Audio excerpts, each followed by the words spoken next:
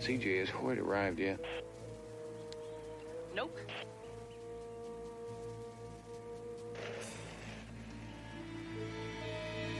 Mr. Macklin just arrived. That means he's about to make his pickup, CJ. Let's get on that car phone and see what happened to Hoyt.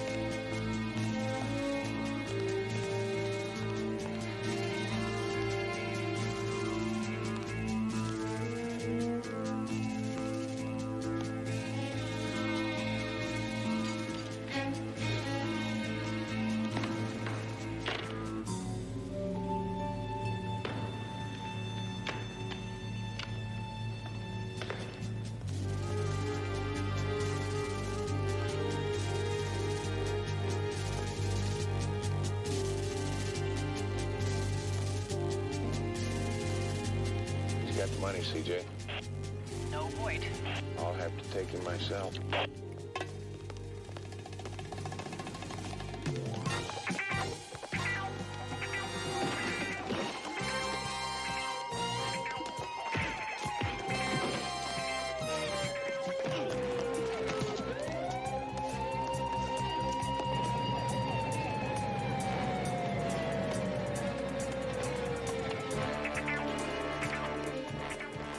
Macklin, now give it up, it's all over.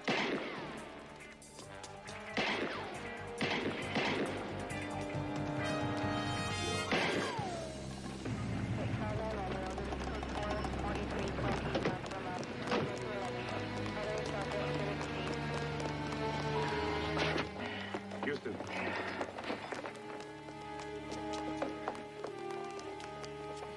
CJ, no, I'm not. That's very sure that you banged your ribs up pretty good. Now, there'll be some pain for a while, but if you give it some rest, you'll be as good as new in a couple of weeks, and everything will be fine. Thank you. Oh, there's some forms you'll have to fill out. Nurse Brown, would you assist Mr. Houston? Of course. Hi. Hi.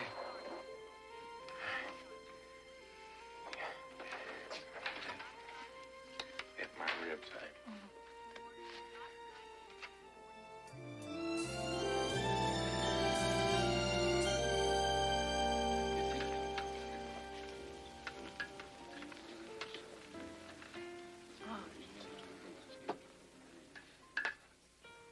Thank you. I've never had dinner with a patient before. I don't like to mix business and pleasure.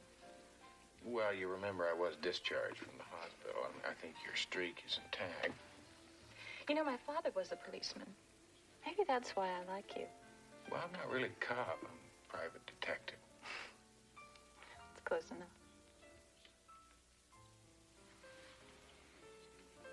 You know, it really has been a most enjoyable evening. Yes, it has.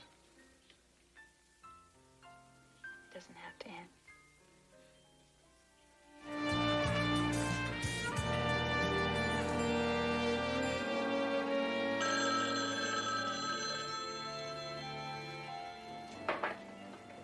Houston. Houston, Hoyt. Just got off duty. Stopped by your office hoping to catch you. Well, what's the matter? Trouble? Something we should talk about. Why don't you stop by the beach house?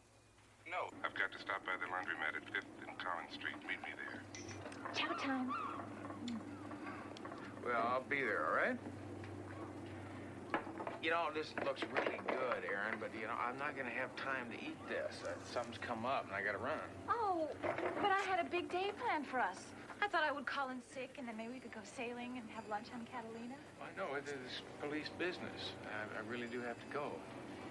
Come on, we better get dressed.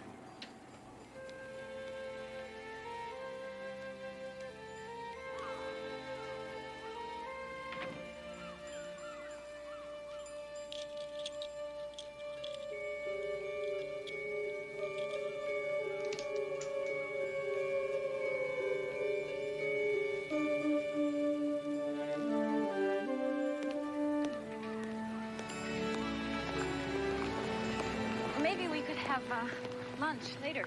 Well, I can't. I'm meeting with a client. Oh, what about dinner? I don't know, Aaron. I don't know what my time frame is. Sorry, I'm being a little clingy, aren't I? Well, just a little bit. It is flattering. Morning, Mr. Houston. Hello, Josh. How you doing? Fine, sir. How are you? Well, good. Thank you. It's my pleasure, Mr. Houston. I always like to hold the door for a pretty lady. Thank you. You're very sweet. Thank you. Have a nice day.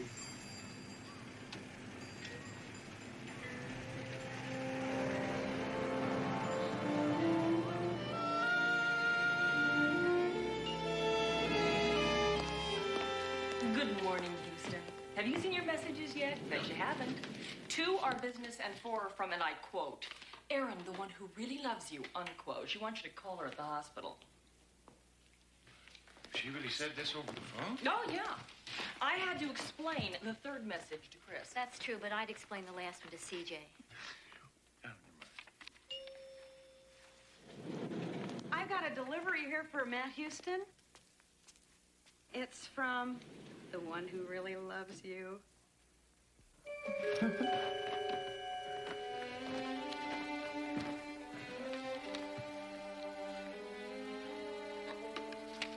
you. You're very welcome.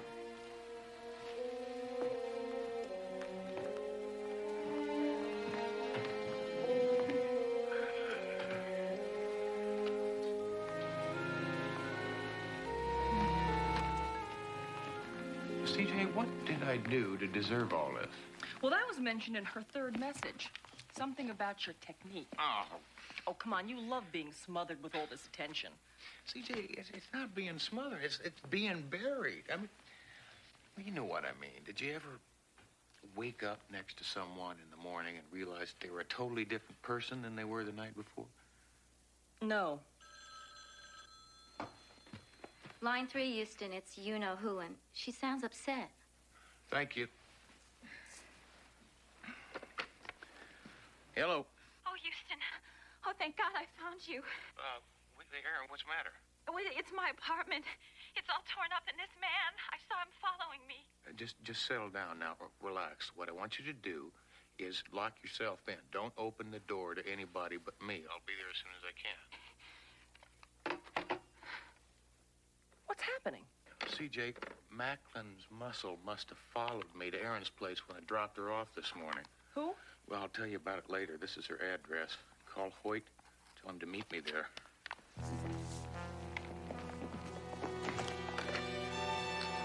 Yeah, get Lieutenant Hoyt, please.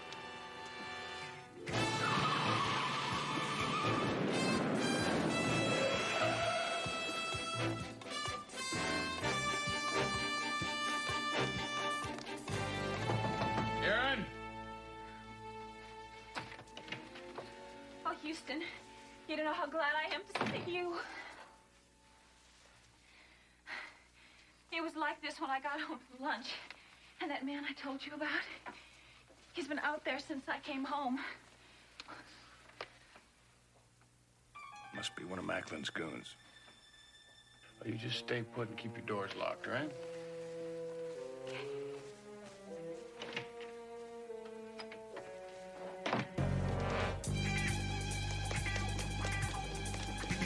Hey! Hey!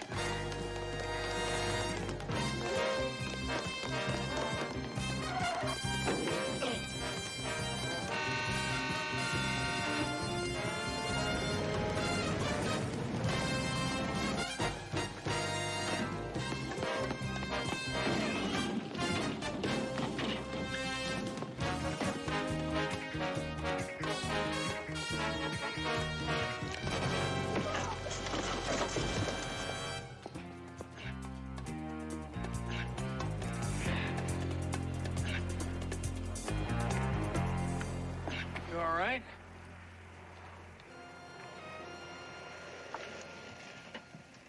You just keep sending them, Macklin. I'll be ready. Drop it! Make another move and you're a dead man. Now drop it.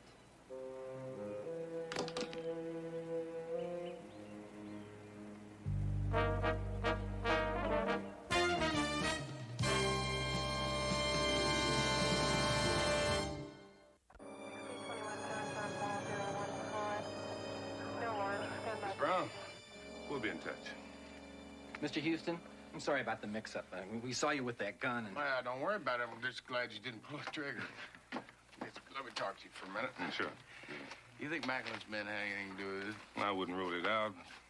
Why go after her? Anyway, you make sure that you change the locks on the door. And if Frank guys come up with anything, I'll be in touch with you. Thank you. You take care, okay? Thank you.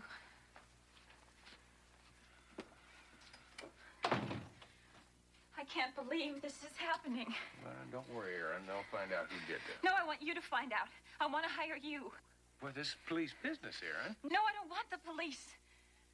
Their uniforms, they upset me. Well, I thought you said your daddy was a policeman. Yes, he was. He was killed in the line of duty in New York several years ago. Well, I'm sorry, I didn't know that. I'll look into it. I'll see what I can do, all right?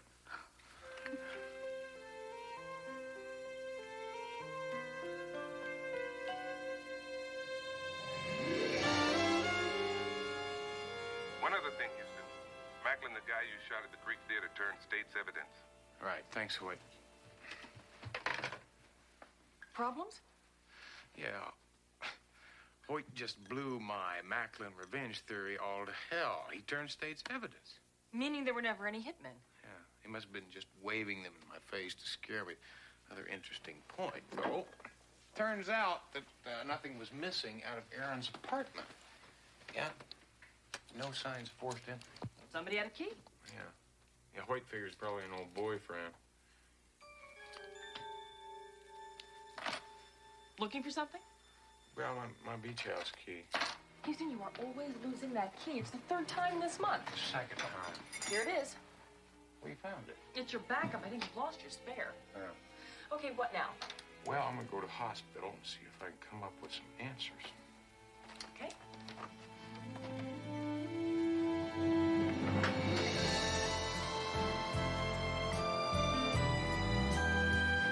Well, I've always found Nurse Brown to be competent, not outstanding, but she does know hospital procedure.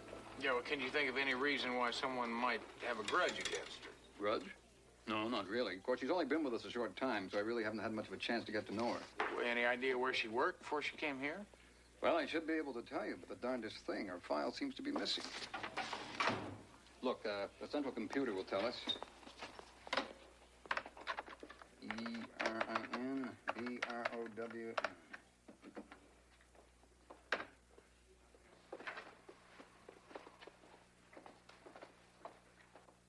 That's very strange.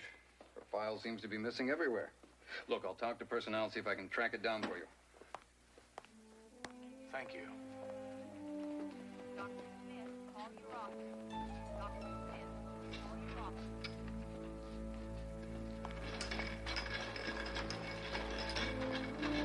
Houston! What a pleasant surprise. Yeah, listen, Aaron, you mind if I talk to you alone for a minute? You could talk to me alone for as long as you like.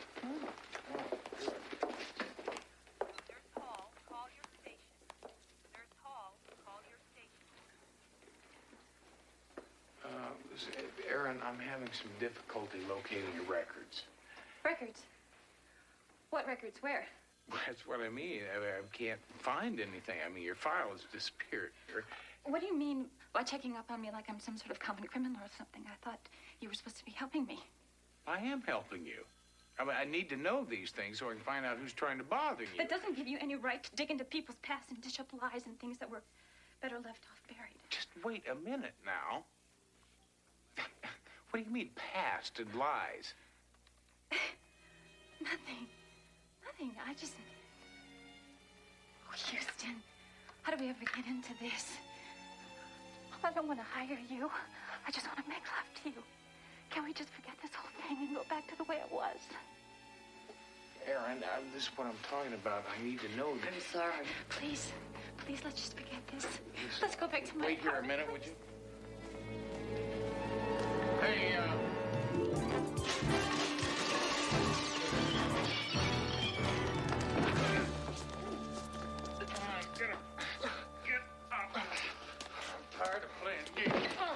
Please don't hurt me.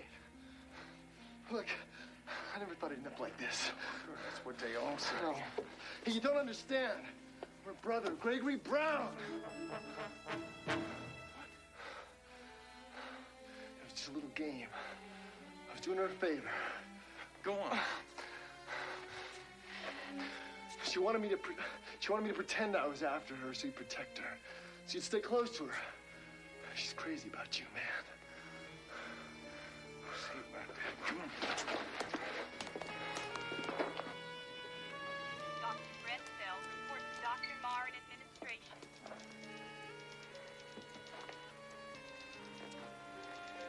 Is this your brother? Bartlett called physical therapy on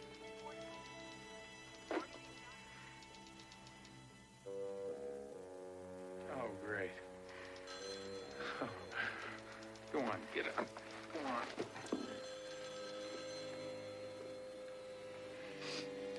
I know what you're thinking. I only did it because I was afraid of losing you. Do you realize he knocked the kid off his bicycle and broke his arm? Worse than that, 2 cops with very shaky hands arrested me. They could have blown my head off. Don't be mad. We love each other. We love each other.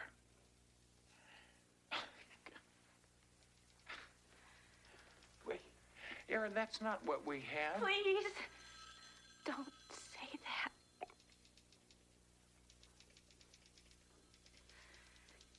Can't we talk about this later?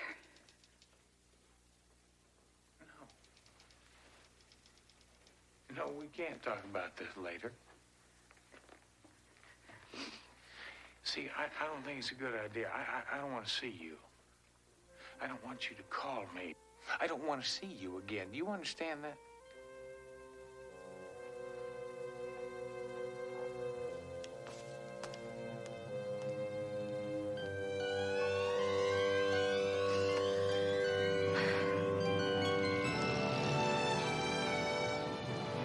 Still takes a man's hand and the caring. Yes, Missy. I promise you, my keys will work, you betcha. Original here, and the duplicate to your apartments. Thank you. Actually, it's to my boyfriend's beach house. Sure appreciate it. Bye. Thank you.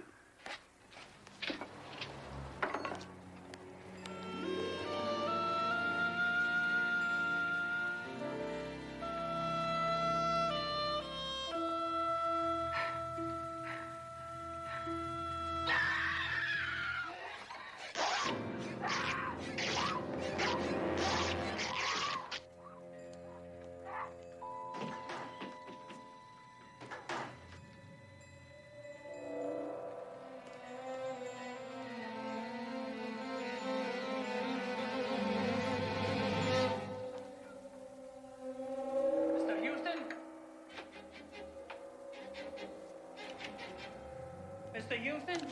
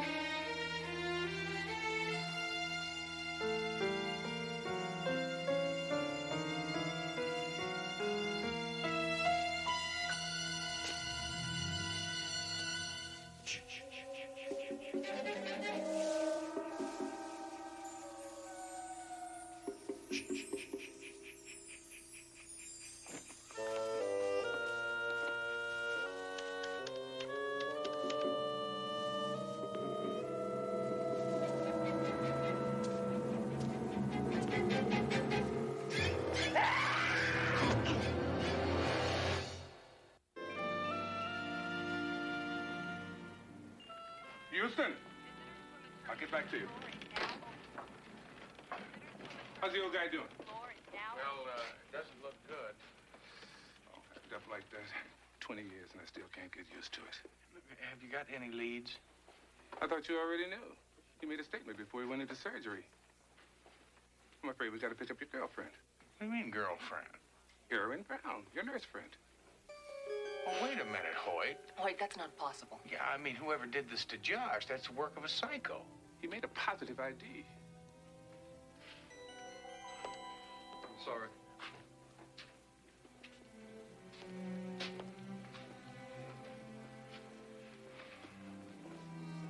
Listen, we've got to find her. Already posted to APB. She's got to be a very sick woman. CJ, look, I want you to check all the mental institutions, see if they've ever treated her. In the meantime, I want to talk to your friend, Dr.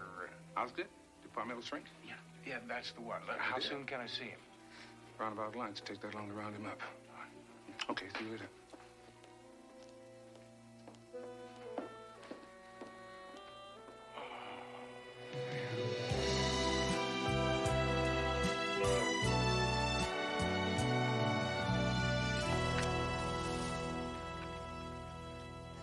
Well, from what you told me, Mr. Houston, your lady friend is suffering from an obsessional mania. Doc, you want to run that by me again, in English? Well, she's built up an imaginary relationship with Mr. Houston. One that she uses to escape her loneliness. Well, I don't know, Doc. I mean, the way she attacked Josh. I mean, when I first met her, she seemed so... Normal. Yeah, normal. Well, it's not as extraordinary as you might think. She's a classic schizophrenic with homicidal tendencies. You know, I'd love to observe her if you ever get to pick her up. Might make an interesting chapter for a book I'm working on. We hope to oblige. Anyway, thank you for lunch. Hey, Lieutenant. Houston, thank you. Well, listen, have you had any luck picking her up? Any leads at all? I don't think she's coming back. Most of her clothes are gone.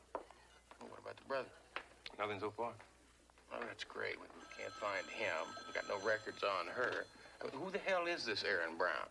Houston, for you. Thank you, Heidi. Yeah. Right, CJ, listen, we'll be right there. I think you better come with me. CJ got something on Aaron Brown? More or less, yeah. She isn't Aaron Brown, but this is. Or rather was. She's been dead for about a year. What? The real Aaron Brown was a nurse working at a mental institution in upstate New York. She was found murdered, repeatedly stabbed by an escaping patient. I would hate myself for asking this question, but do we have a picture of the escaped patient? Meredith Brown. That's her name. Same last name, but no relation. Very interesting girl, Houston. The doctor at the institution told me that when she was making her escape, she threw a 6-foot orderly through a plate glass window, and she gouged out the eyes of another one. Do we have any information on her brother? Yes, but he's not her brother. That makes sense. Why should he be any different? His real name is Greg Johnson. He's an orderly at the hospital where Aaron works. The brother-sister act is to justify their spending a lot of time together. The hospital administrator thinks they've been stealing drugs and having a high old time. Houston. Telephone. Thank you. Yeah, Houston? Oh, it's so good to hear your voice. Aaron. Aaron, where are you? Oh, Houston, I'm so sorry. I guess I got carried away. You know I could never hurt you. Yeah, of course, Aaron. I know that. Listen, if you just tell me where... And that guard, the poor man. I feel so bad. It was really just a little misunderstanding. I believe you, Aaron. Yeah, I do. Listen, why don't we just get together and we'll work the whole thing out. And you're not mad at me? I'm not mad at you, Aaron. How can I be mad at you, huh? Come on. Now, when can we meet? The zoo. The African Plaza. I'll be there. Houston, I love you.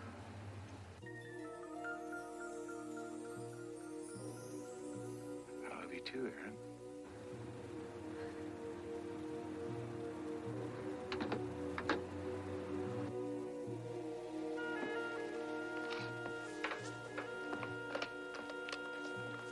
I'll round up my men. Gotta go alone, Hoyt. Houston, this is police business. She's wanted for murder. She's a very sick lady, Hoyt. She hates uniforms. If she sees one, she's gonna run. I'll use plainclothesmen. And we better keep them out of sight, because if we lose her this time, we may not get a second chance.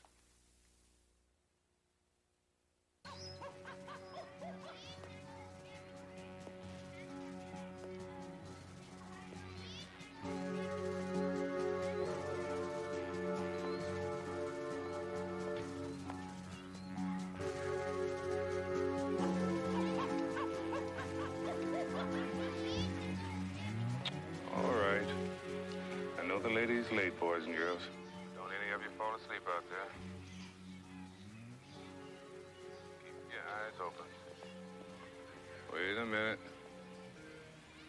Wait a minute. She kept her date after all. She's just passing the orangutans. All right, everybody, just stay nice and calm, all right?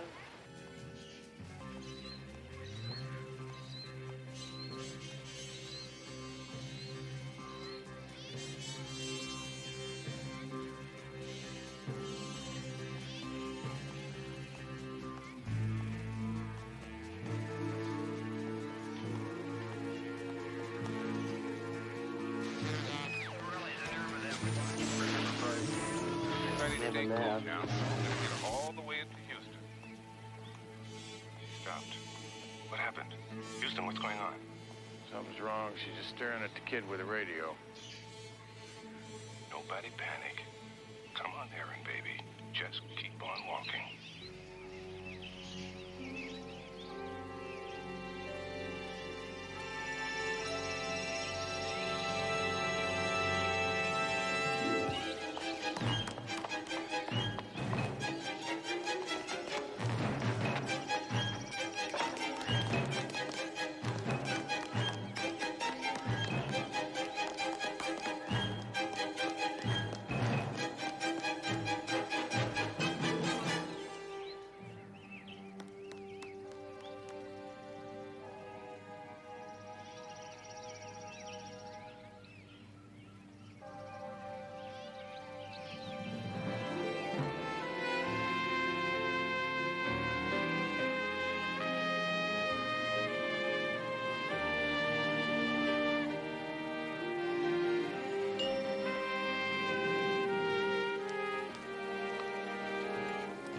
What happened?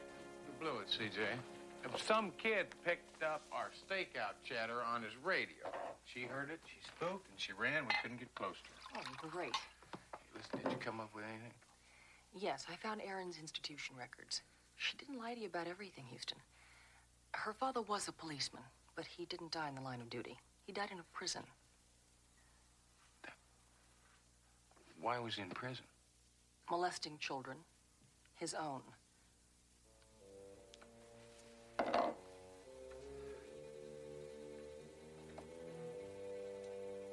Look, why don't you just go on home and get a good night's sleep, all right? What are you gonna do? I'll stick around here. Maybe she'll try and contact me again.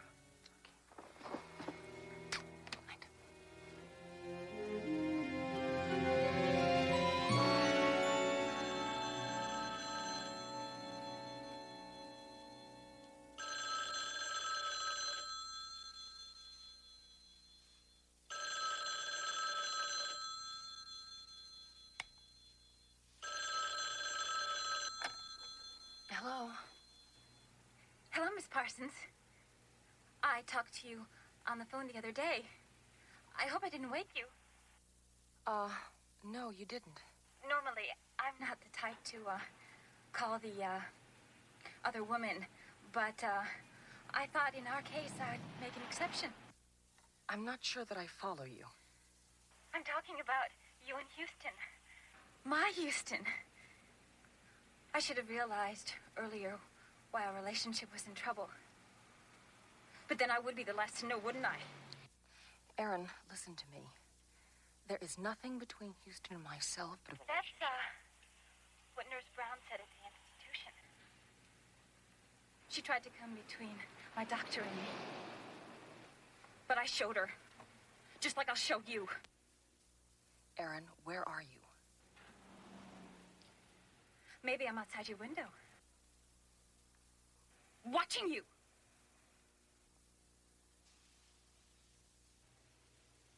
I begged him not to leave. What we had was beautiful.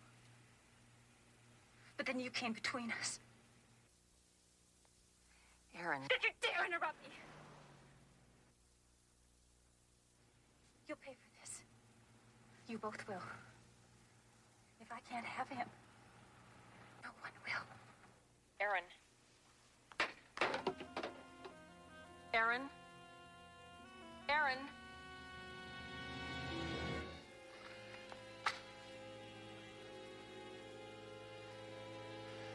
Get out of here.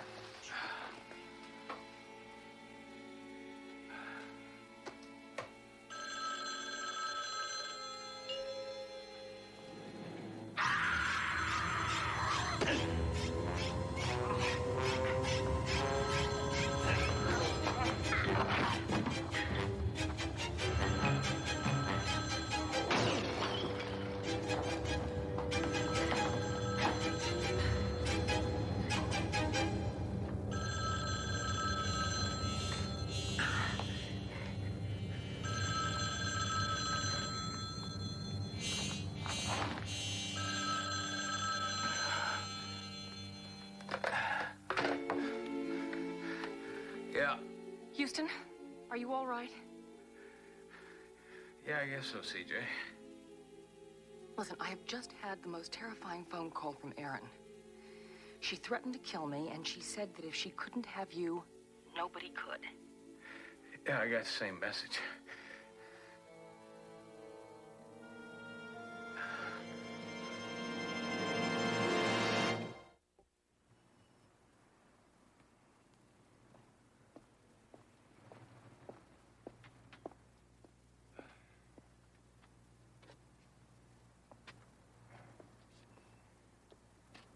If you want information on Aaron, meet me at 3841 Highfield Street alone. Gregory Brown.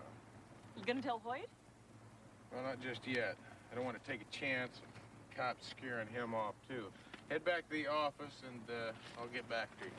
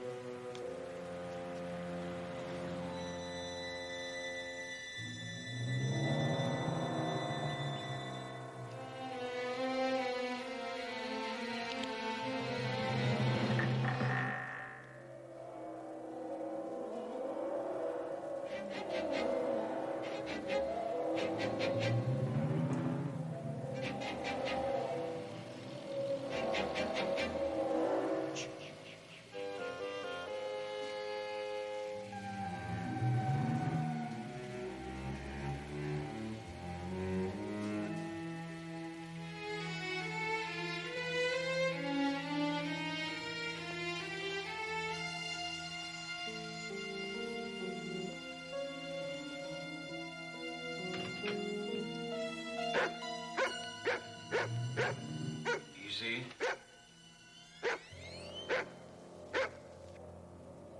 Easy, boy.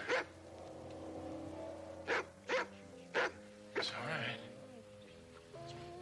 It's all right. It's a good boy. Come on, go on. I love you.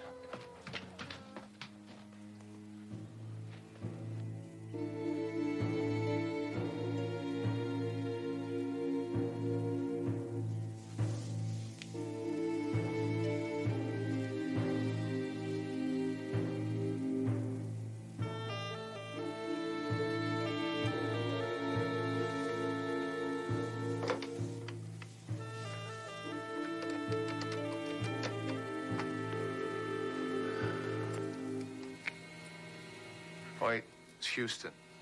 You call off the search party for Greg Brown. He's dead. Yeah, I found him at 3841 Highfield. Listen, I'll wait for you here, huh?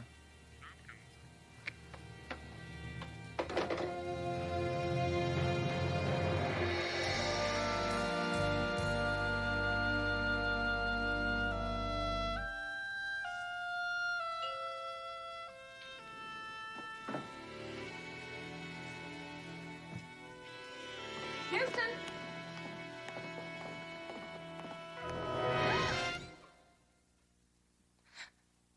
Good morning.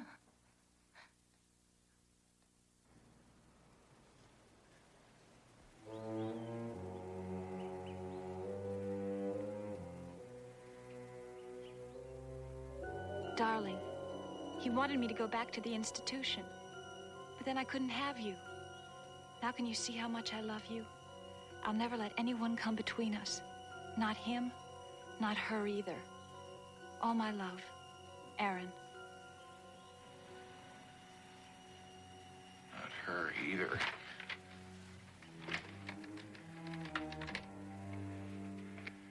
CJ. She's here, Houston. We're both here. We're waiting for you. Just listen to me for a minute, Aaron, please. No. You listen to me. If you want to see her again, I suggest you come alone. You know how I feel about uniforms. Aaron, just let me talk to you, all right? Aaron. Aaron.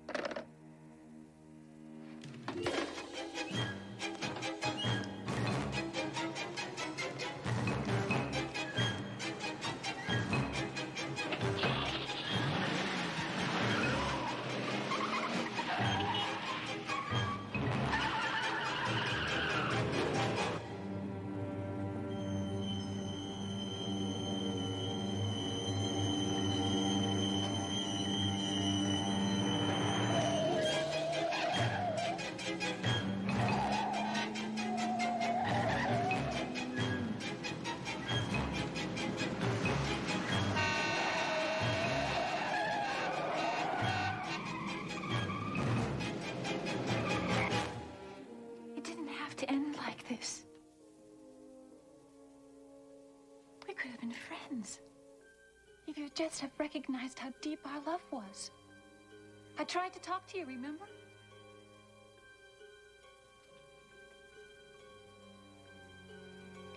You're going to kill me, aren't you? It's nothing personal. I want you to know that.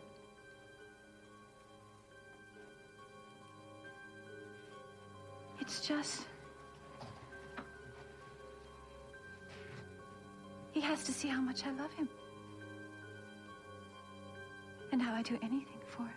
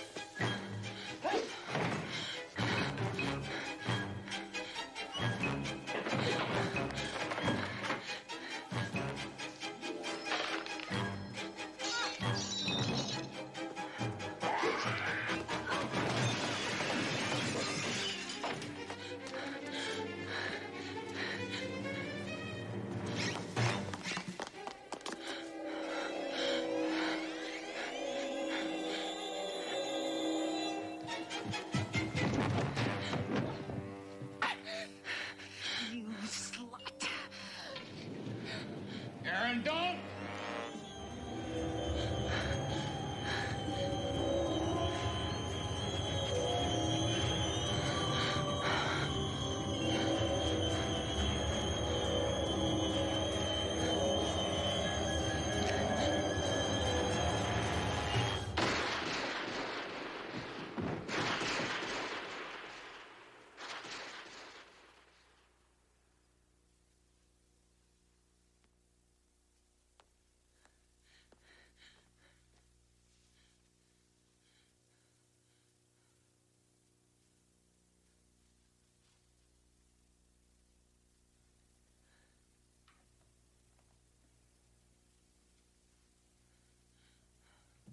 thought you said you loved me.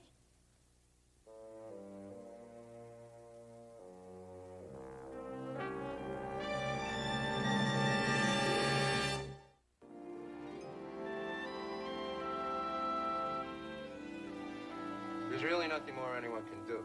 She slipped into this catatonia shortly after she was brought in. It's not that uncommon of an occurrence, especially after the kinds of emotional trauma she's gone through. You think she'll ever get over this? Not likely. I think she'll probably spend the rest of her life the way you see her now. Such a waste.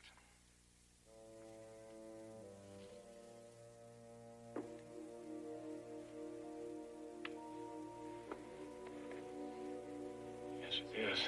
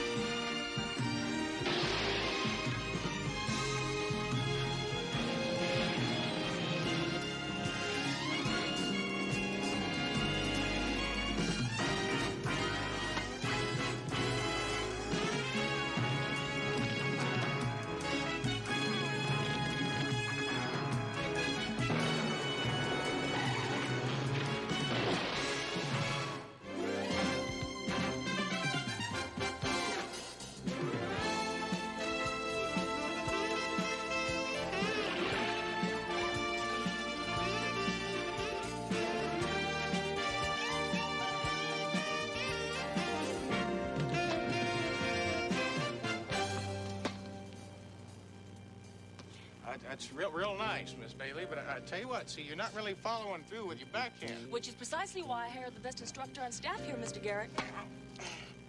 Houston, we've been here for 2 weeks. Now, I love my vastly improved overhead smash, but I sure hope we wrap this up soon. Well, CJ, you don't just set a trap and expect to catch a world-famous jewel thief overnight. Well, I hope my medical insurance covers tennis elbow. Me too.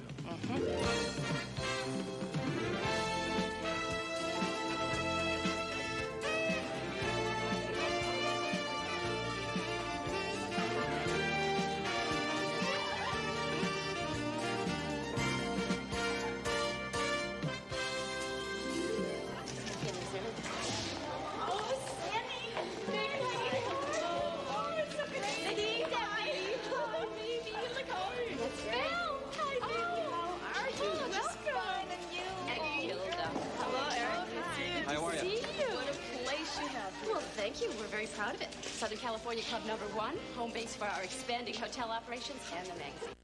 Club #2 is under construction as we speak on Maui, and with any luck, it'll be ready for next year's contest. Maui? I don't know about you girls, but I'm definitely entering next year's contest, too. So am I.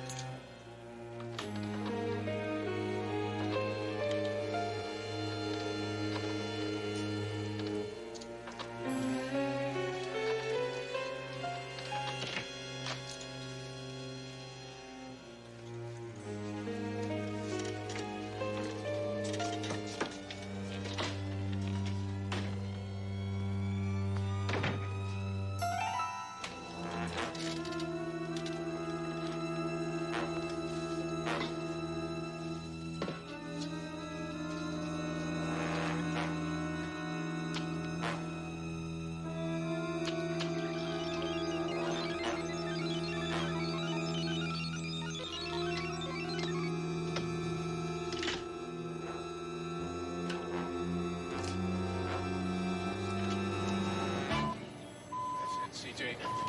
Get a hold of hotel security and tell them our man has taken the bait.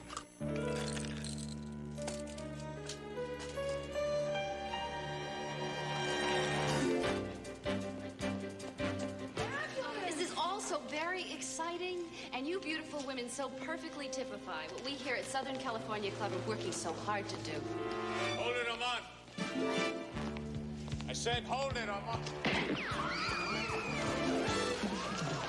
Sorry, stay down.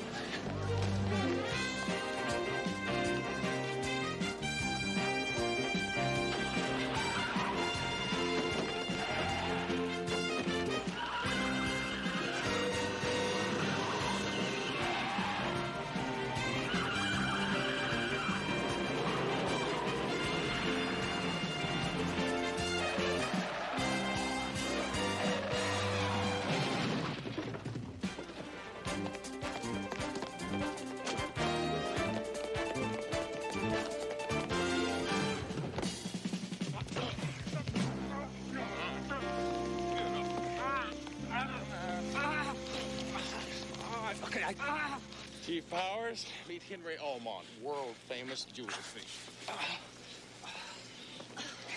Presenting the Chapman collection. By the way, Lieutenant Hood and the city police are on their way here now. Good. Take him to the office and hold him until the police get here. Nice job, Houston. But I still say Nikki is wasting her money having you here. I could have caught Amant if I'd had the chance. Oh, there's no doubt about it. Tell me something. How did you know Amant would strike today? Oh, it's very simple. CJ's going on vacation. What? A vacation to Acapulco. If Amon had stolen those jewels, it would have blown my airline reservation. That's very disappointing. Very. Yeah, that's why we had to figure out a way to speed him up. You see, Mrs. Chapman was scheduled to stay in town with her jewelry collection for one more month. Now, Henry Almont knew that, so he was biding his time. But last night at a dinner party, Mrs. Chapman decided to return to New York with her gem collection tonight. It's exactly what I told her to say, and that would force Amon to make his move today. Game, set, and match to Mr. Houston. Adios, senorita. Ah, gracias, senor. See you in 2 weeks.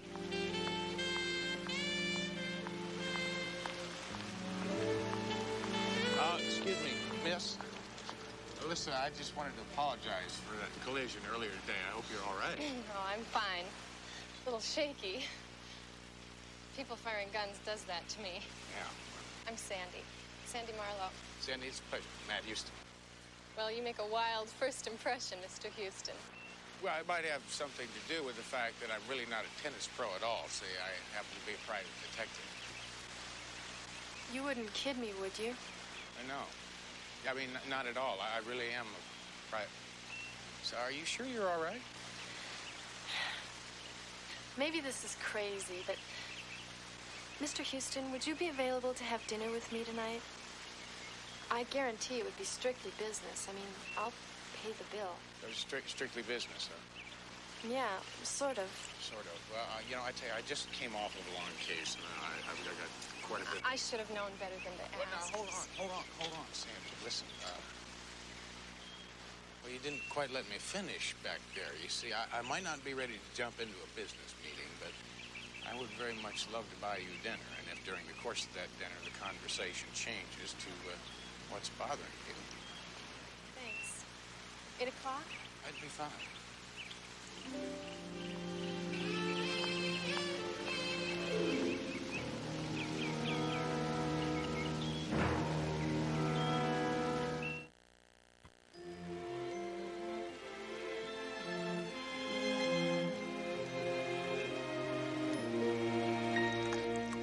Thank you. Now, you were talking about the girl in New York. Janice. She's the one that first started talking about this maniac thing. Now, Janice, was she also a centerfold? Was. That's just it. Janice was Miss January, but she dropped out of the contest. Go on.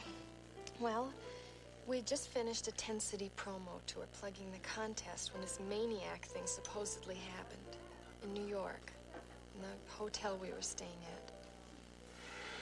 Sandy, you've used words like supposedly and claim. Now, does that mean you really didn't believe Janice? Yes and no. Janice has a far-out imagination, and sometimes she'd take things like acid and PCP. I I don't know. I don't know if somebody really attacked her or not. Now, you believe her enough to be scared, don't you? Well, wouldn't you be? I mean, I'm not the only one. I've talked to some of the other girls, and they're willing to come in with me. You know, to come up with enough money to hire you. To find the so-called maniac, and if there is one, catch him. Yeah, I guess.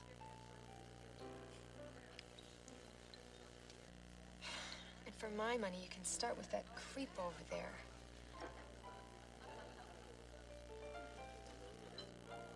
He's turned up in almost every city on this tour. Does this creep have a name? Dumbreel, I think. He claims to be a reporter. Excuse me. Mr. Dumbrell? Wait, no. Mr. Dumbrell.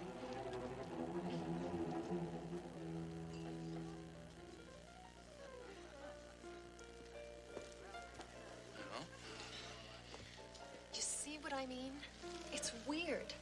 It seems like no matter what city we're in, I can look up and I'll see his face in the crowd. Sandy, has there been anybody else like him that's followed the tour from city to city? Not that I know of. Not that isn't connected with the contest. What will you do first, if you'll take the case? Well, first I have to determine if there really is a case. And the only one who can help me do that is the girl who saw the supposed maniac. Janice. Right. Now, I will get in touch with the contest officials. Maybe they can help me get a line on her. You know, I feel better already.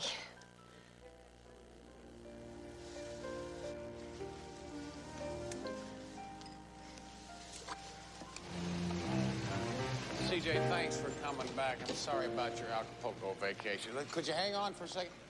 Well, when I heard my name being paged at LAX, I had a feeling Montezuma would have to wait to take his revenge.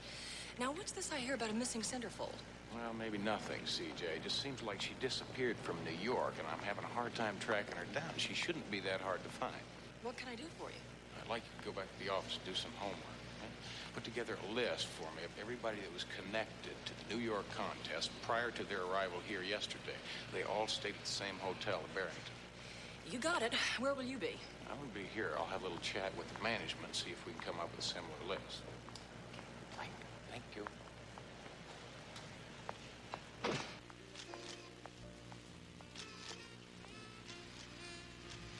Thank you. To my husband, may his new Broadway show rise to the heights and remain there forever. Dina, you have to start with the booze so early. It's much less harmful than that stuff you put up your nose. Besides, who's paying all the bills? Did Variety print your story? Oh, yeah. Yeah, they printed it. They buried it on page 19. Orson, it has been quite a while since your big hit play. Perhaps they thought it was just another of your publicity stunts. Why? Because I cast a centerfold in the lead? Question is, can your star of tomorrow even win this centerfold contest? She has to. Well, I mean, Guild is a natural. She has something very special. She could be another Hepburn, Bergman. She's got it all.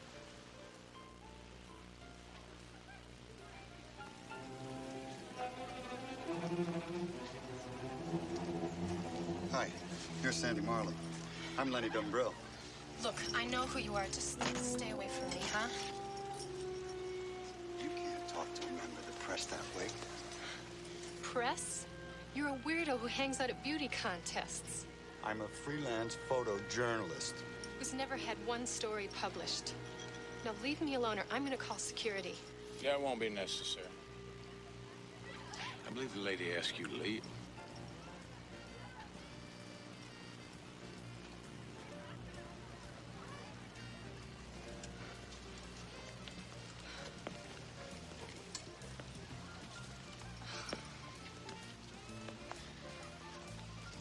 Thank you.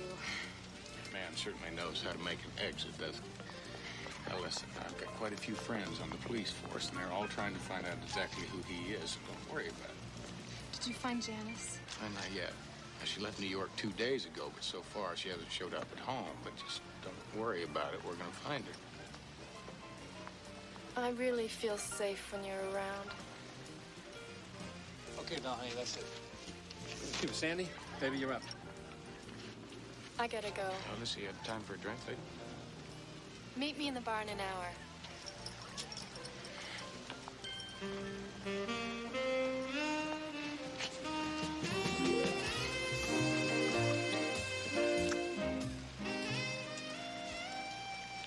Make that a half hour.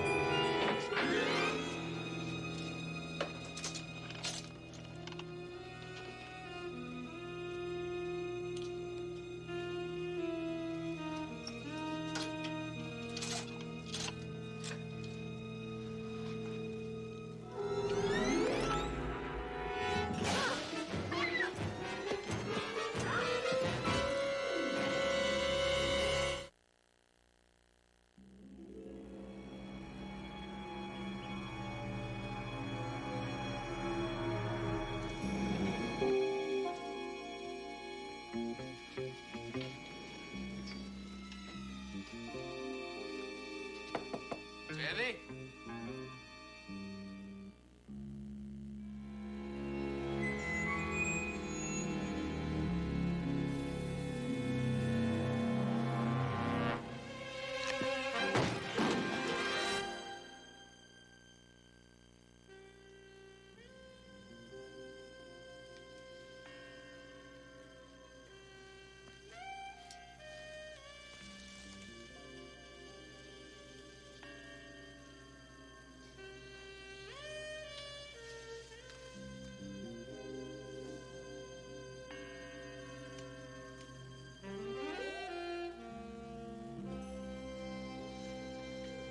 All I can say is this wasn't my fault. If that girl thought she was in trouble, she should have told me. I could have protected her. Who are you? Powers, Chief of Security. Lieutenant White. I want a list of every guest in this hotel, also every employee. Well, I don't know. That could take a lot of time. I'm a busy man. I mean, that could take a couple of hours. No, it won't take a couple of hours. I don't have a couple of hours. That dead girl doesn't have a couple of hours. I want that list fast. 20 minutes tops. You know what I mean? Yes, sir. What a stinking world. Butchery, lipstick, graffiti. What the hell are you doing here, Houston? I was trying to be on hand when they're stuffing one of my clients in a body bag. That dead girl was one of your clients? You see, she hired me to find out if there was a maniac stalking her.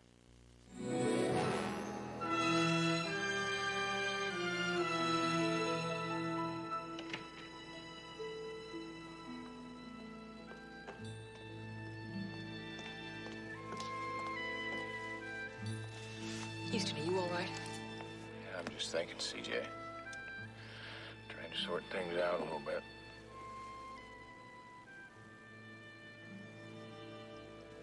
It wasn't your fault. You trusted me, CJ. And you did everything you could. Did I? She was scared, now she's dead. Houston, her best friend is here, the girl you wanted to talk to. She's waiting for you in the office. I'll be in a minute.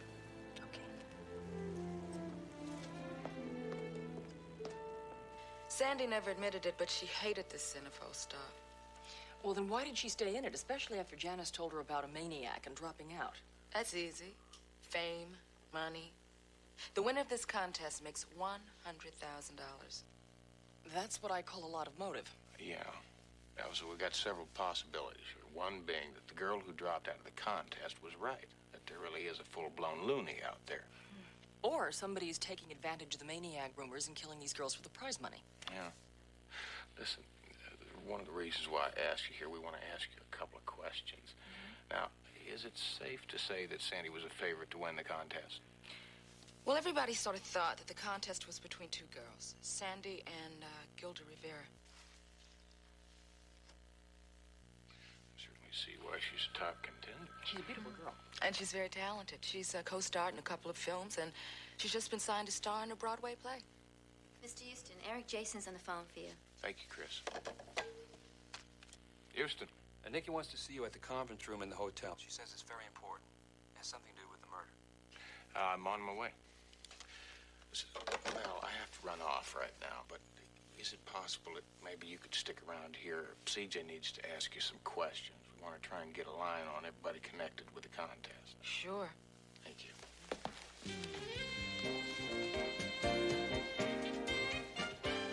You know, Houston, you and I are an awful lot alike. Shakers and movers. Pulled ourselves up by the proverbial bootstraps. Became conglomerates. There's one thing I don't understand, though. Why did you give up your empire to become a detective? Well, I guess my priorities changed. I suddenly realized making money was not the end all. I'm beginning to wonder if it isn't time for my priorities to change. This centerfold contest, the international telecast, my fast budding chain of hotels, they all seem so terribly important to me. Before I got this telex, it's addressed to you. Apparently you've been making inquiries, but my hotel manager thought I should see it first. It concerns Janice Fields, the centerfold who claimed that a maniac was out to kill all 12 of the girls and withdrew from the contest. She's dead. She never even made it out of New York. A janitor found her body in the hotel basement. She'd been dead for 2 days. She was stabbed to death.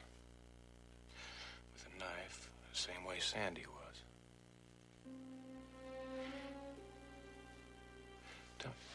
Janice was Miss January. Sandy was Miss February. That means the killer is working chronologically. Now, who is Miss March? Oh, Miss March, Gilda Rivera. What room is she in? Oh, I don't know. I can't think. Well, you've got to think. We don't have time. 602. 602.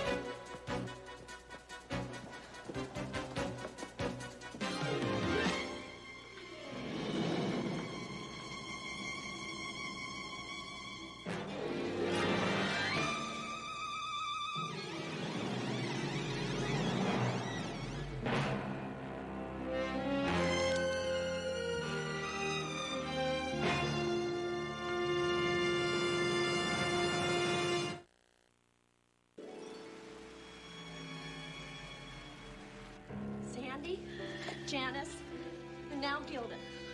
All stabbed to death. Janice was right. She said he threatened to kill all 12 of us. Well, the score's 3 down and 9 to go. Debbie, for God's sakes, will you shut up? I don't want to shut up. I want out of this contest now and alive. And you'll all go with me unless you want to stay here and die. I'm with Debbie. This has gone Ladies, far. please, just listen to me for a minute. Now, the worst thing in the world you can all do right now is panic. Now, even more dangerous is this notion of you all packing up, pulling up stakes, and heading home unprotected. What makes you think so? The late Janice Fields makes me know so.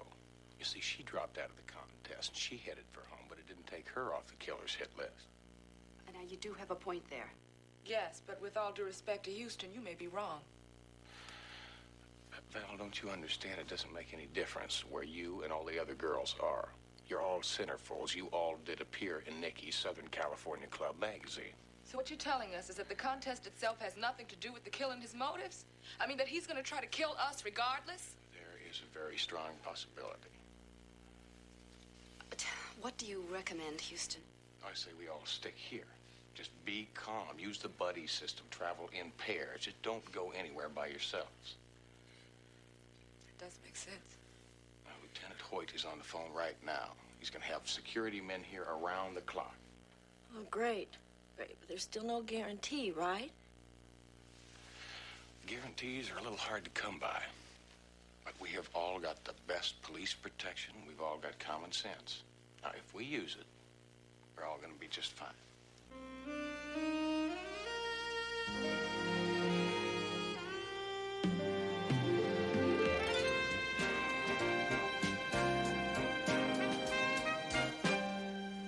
Ready when you are, CJ. Oh, I was ready about 20 minutes ago and it was still only 5 o'clock in the morning. Now, I punched in the key players who were in New York when Janice was killed. Starting with Nikki Sheffield. She began as an actress, apparently a very good one. Then she became a one-woman conglomerate when she started the Southern California Club. Not to mention her Southern California Girly magazine. She also managed to get herself in hock to the IRS for $3 million. Now, I checked that out, and her empire is in jeopardy. But she can get out of hock if she has a blockbuster rating on the Centerfold telecast. You mean pay TV? Nikki will receive a fixed sum of money for every household that tunes in, and the telecast will be worldwide. CJ, that's a pretty cold-blooded thought. I mean, to kill 3 centerfolds just to increase your audience, you know, publicity reasons, hype. Well, here's Eric Jason, photographer. It's also Nikki Sheffield's right arm. From what I have seen and heard, if Nikki ever got in trouble, he could probably... Kill for her. Right. Who's next? Orson and Dina Lowe. He's the Broadway producer, and she's the bottled and bond spouse. Now, he's the man who wanted to take Gilda Rivera, the last victim, and make her into a Broadway star. Well, CJ, it sounds to me, I mean, losing his star and all makes him more of a victim than it does suspect. Maybe. Last but not least, Lenny Dumbriel. He's the self-proclaimed freelance reporter who's actually a beauty contest groupie. Sounds like an expensive hobby. How's he do it? Oh, once a month, his parents send him a 4-figure check to stay out of their lives. Greater love hath no parent, huh? He's very, very bright, high IQ, and a social misfit. A good word for him would probably be weirdo.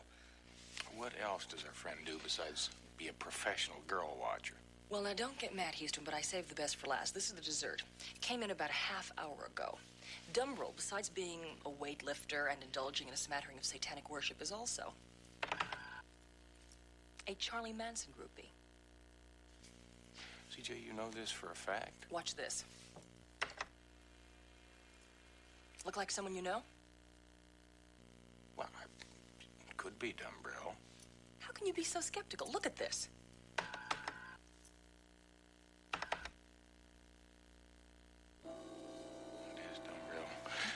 Get a hold of Lieutenant Hoyt. Well, don't go so fast. That was just a teaser. Houston, be careful. He was in a mental institution.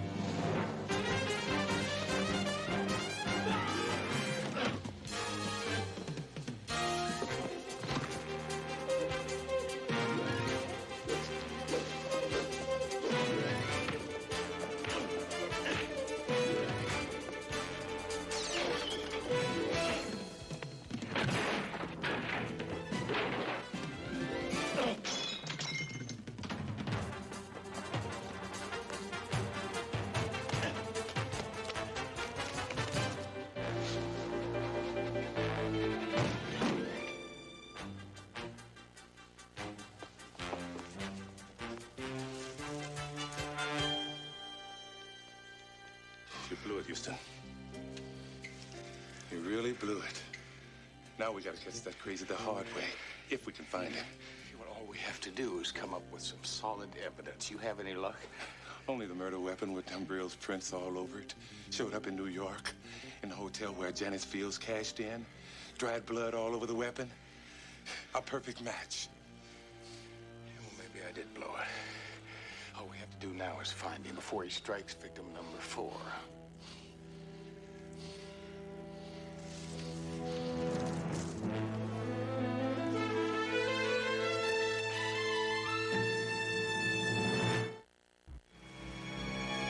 All right. Sealed off the resort perimeter. That means our suspect is all boxed in. Harrison, I want you to take your men and begin a sweep of the grounds. Move it out. No civilians, Houston. Get on back to your hotel room. No, wait, I'm going with you.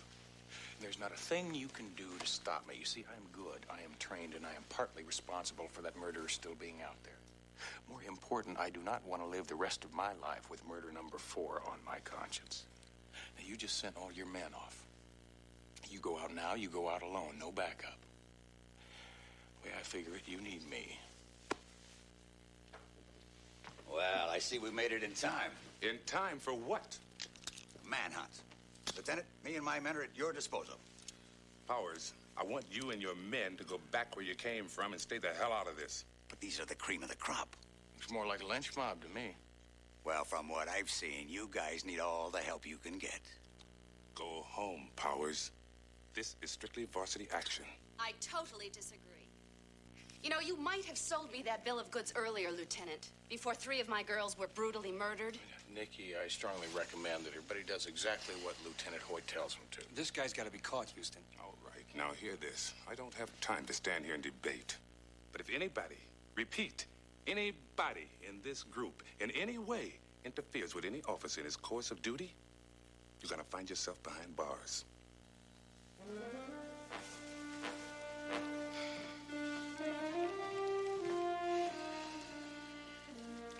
Powers, get going.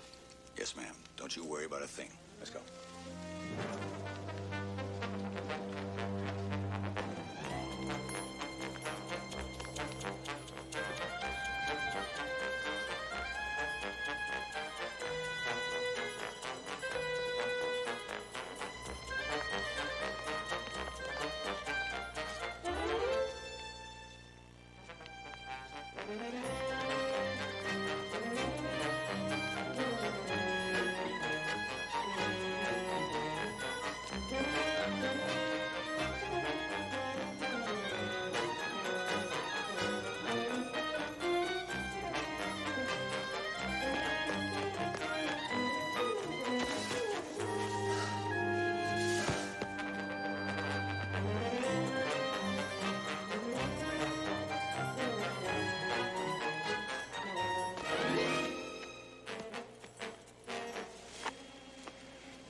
can back me up, Houston. Well, I don't think we need to get that severe. Let's go.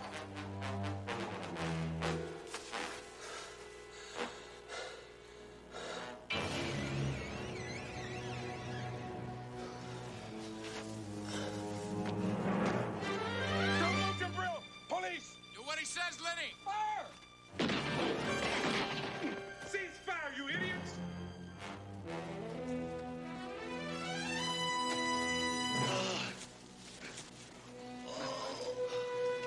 I believe he's gonna make it. No thanks to this lynch mob. Get him to the hospital right away. Disarm every one of them, read them their rights, and book them on attempted murder. Hold it, Lieutenant. Drumbill fired first. We only returned his fire. Damn it, Powers, he didn't even have a gun. Somebody fired that shot. Who cares? We got the killer. Do we? I want to talk to you. See you later, Houston.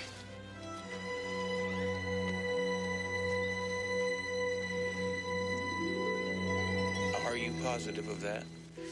Thank you very much. CJ, I think I just figured out who killed the 3 centerfolds. Dumbrell. Newspaper's saying you're a hero, Houston. Papers were wrong, CJ, just as wrong as all the people who said Lenny Dumbrell fired the first shot when he didn't even have a gun. Well, there's a lot of undergrowth in that area. The police assume they'll find a gun eventually. Sure they will, as soon as the real killer plants one there. Houston, what are you thinking? CJ, it's just too easy, too pat. Lenny Dumbrell is the perfect fall guy. I mean, think about it. He's a loner, devil worshiper, Charles Manson groupie. He followed the centerfolds everywhere they went. So you think he was set up? I'm almost positive. I mean, think about it. It would be easy enough to lift Lenny's fingerprints off of an object and place them on that knife. Just as easy, somebody could have placed that roll of undeveloped film, the film of Sandy's body, in his camera bag. Keep going, Houston. I think you're on a roll. CJ, the phone call I just took. Now, I've been doing some checking the killer wouldn't have expected us to do. I checked into the backgrounds of the 3 dead centerfolds. And? Well, it turns out the last victim, Gilda Rivera, she had a background in half, including a very highly illegal way of making money, and it's called blackmail. It seems that she would lure Hollywood producers into compromising positions, then secretly take lurid photographs, then exchange those photographs for parts in their next movies. So she developed higher aspirations and decided to become a Broadway star.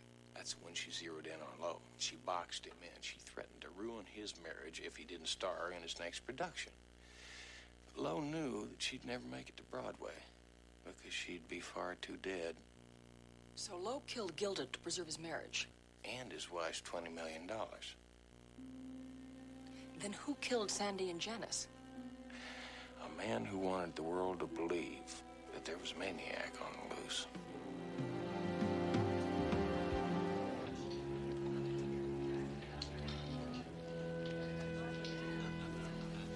Phone for you, Mr. Lowe. Thank you.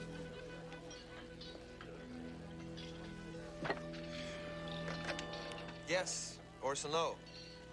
Yes, I'm a friend of Gilda's. Who is this? I'm the person who's in possession of the negatives featuring you and Gilda Rivera. Very interesting stuff, Mr. Lowe. I'm aware of the fact that those negatives are valuable. But because I have a little cash flow problem, I'll mark them down to $10,000 just for you. $10,000? I don't carry that kind of cash around with me. Well, that's why they invented banks, Mr. Lowe. 1 hour, all cash. Meet me at the tramway. By the way, I'm the one who won't be wearing a carnation.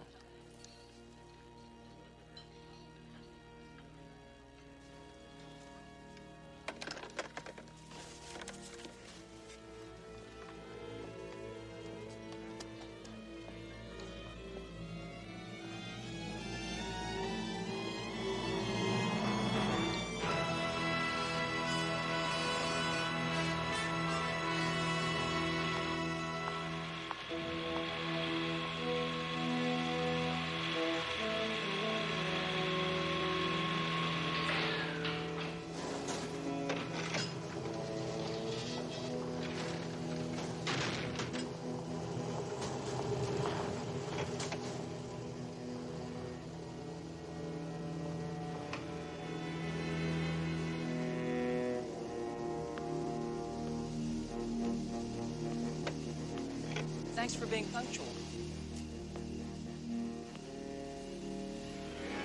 Just exactly who are you? And how did you get those negatives? First, the money. The negatives. Right there, Lo.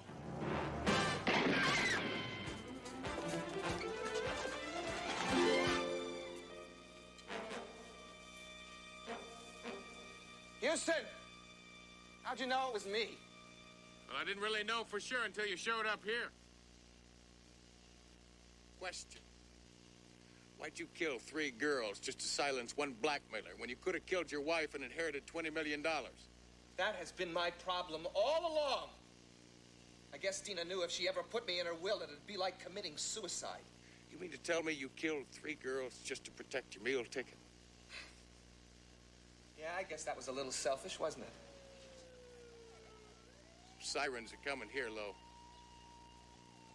Would you throw down your gun, or are we gonna have to play hardball? All right. I said I was selfish, not crazy.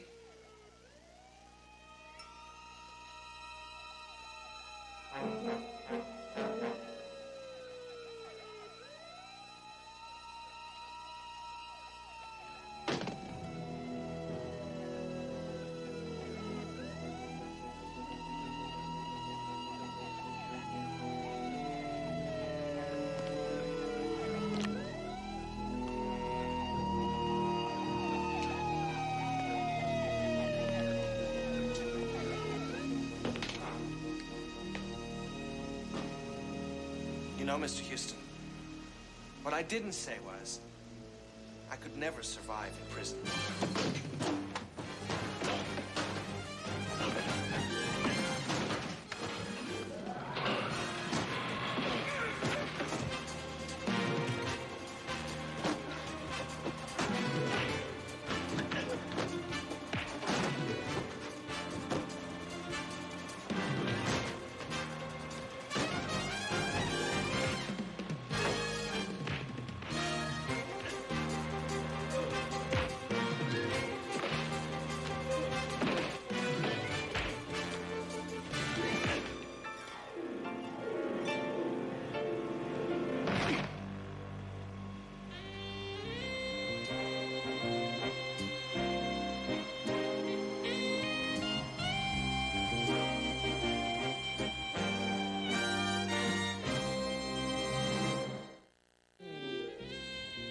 Houston, come on! My plane leaves in 20 minutes. Be there in a minute, CJ. Acapulco, sun, margaritas, bachelors, good stuff. Nobody deserves a 2-week vacation more than you do, CJ, so let's hit the smoggy blue for LAX. Okay. Don't do it, Houston. No, no.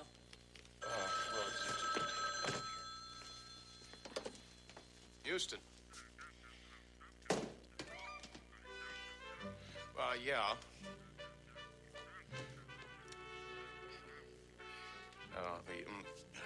I will.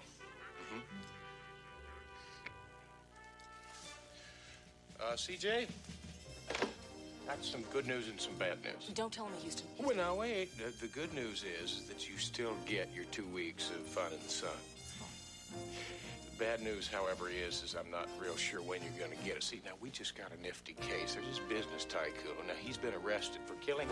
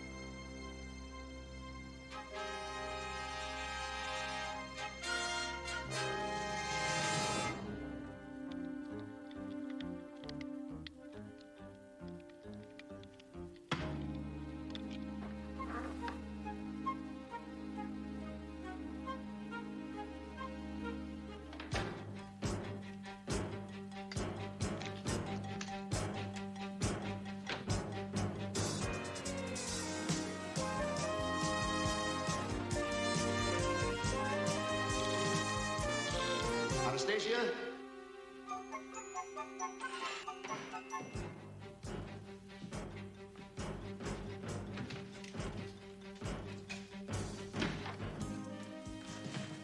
What are you doing in here? Oh, I'm sorry, darling. I just wanted a little peace and quiet, and the door's open. It was? It's not supposed to be. We're ready to leave. You are going to the cocktail party, aren't you? Of course. We'll go out over the ocean and drop a little shark bait en route. Wonderful.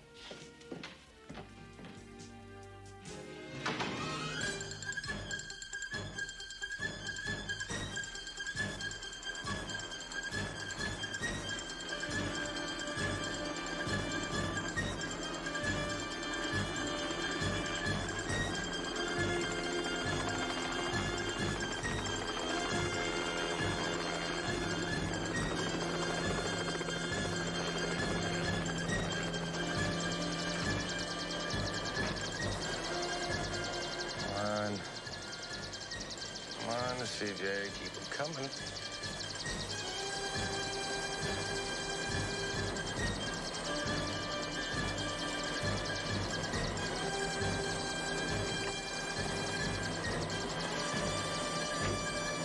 Hey, you're not surprised.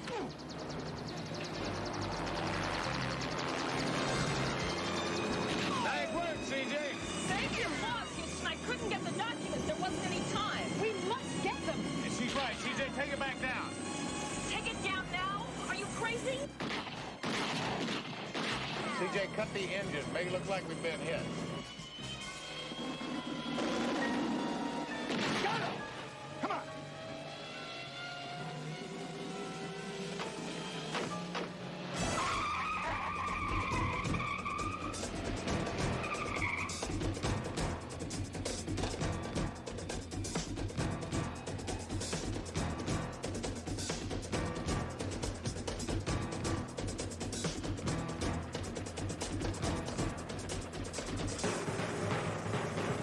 What's the combination? 7 left, 14 right, 6 left, 8 right.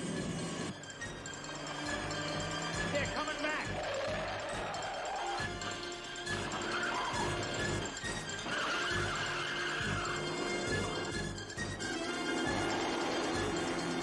All right, hang around, CJ, would you?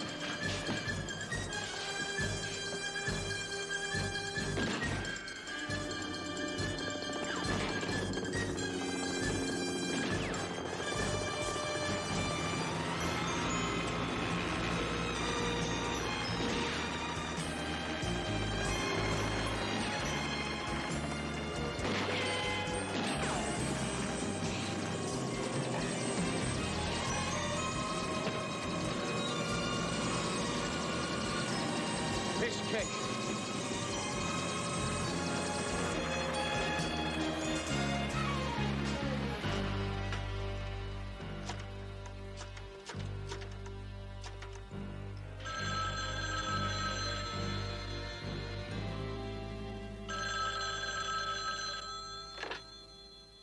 Inspector McFadden here.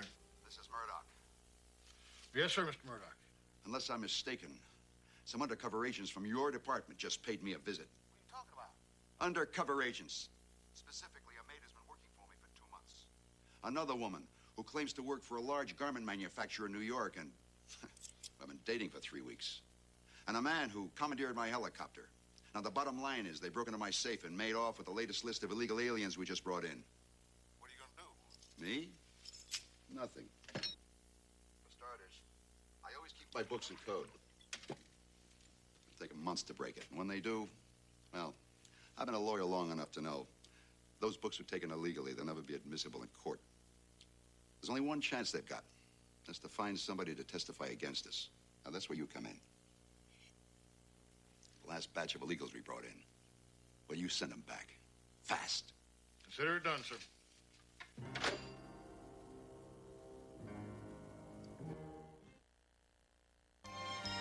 Houston, I'm gonna fire up Baby and change something comfortable first. Later on, getting comfortable, CJ, here. We've got to break Murdoch's code before he can have his men back to Mexico. I figure we've got about 2 hours to find those illegals. All we have to do is find the one rotten apple in the barrel. Yeah, the barrel being the Immigration and Naturalization Services. We at INS have had no luck finding this rotten apple. That's why we hired you. But you're sure Murdoch is running illegal aliens between here and Chicago? Definitely. We just can't prove it. Nor can we determine which INS official's on Murdoch's payroll. I think we've already run out of time. Yo, CJ, did you come up with anything on the records? No rotten apple names, Houston, but Baby has decoded a list of Mexican names with companies next to them. The illegals and where they were brought to work in order to pay off their passage from Mexico to Los Angeles. Now, those are the people we need to get testimonies from about being smuggled in. The same people that Murdoch is going to try and ship out before we can get to them. So I think I've got something here. It could be the last location. It's a place named Brady's. I know it. It's in the garment district. Let's go.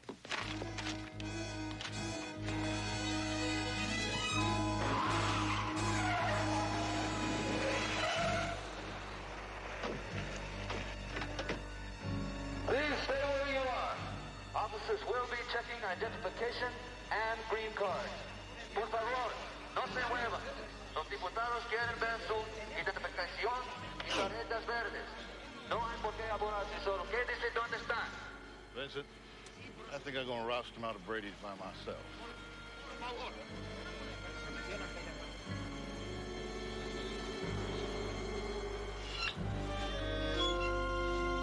Buenos dias, ladies. Time to pay the piper. Everybody outside for a little green card inspection. Pronto! Oh, no! Not again! It's your lucky day, Brady. Some of these fortunate ladies are going to win an all-expense-paid trip back to Mexico. Come on, how do you expect me to turn a profit? You keep coming in here cleaning me out. Think of it as incentive. If you'd hire some people from the good old U.S. of A., we'd probably leave you alone. You kidding? I'd have to pay union wages that'd bankrupt me in a week. Hey, Sarah. Whoa, wait a minute. What do we got here? What's your name, little senorita? Look, Corey, I got 2 weeks' worth of back orders on the machines. Just give me a couple of lousy days, huh? No can do, Brady. But what are you doing, Corey? I think this little senorita's got a concealed weapon. I'm going to have to search her.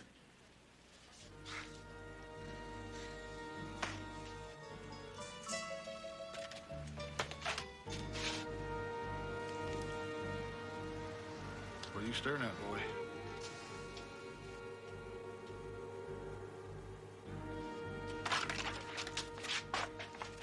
Who are you going to tell, boy? Your mama?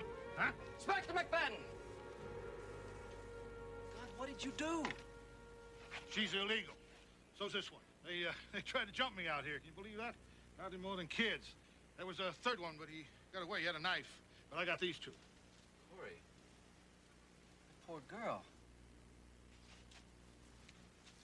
Oh, boy, you want to keep your job? You got to learn how to play ball with the man that signs your efficiency reports. Mainly me. Now you get her out of here. That one, too. Yes, sir.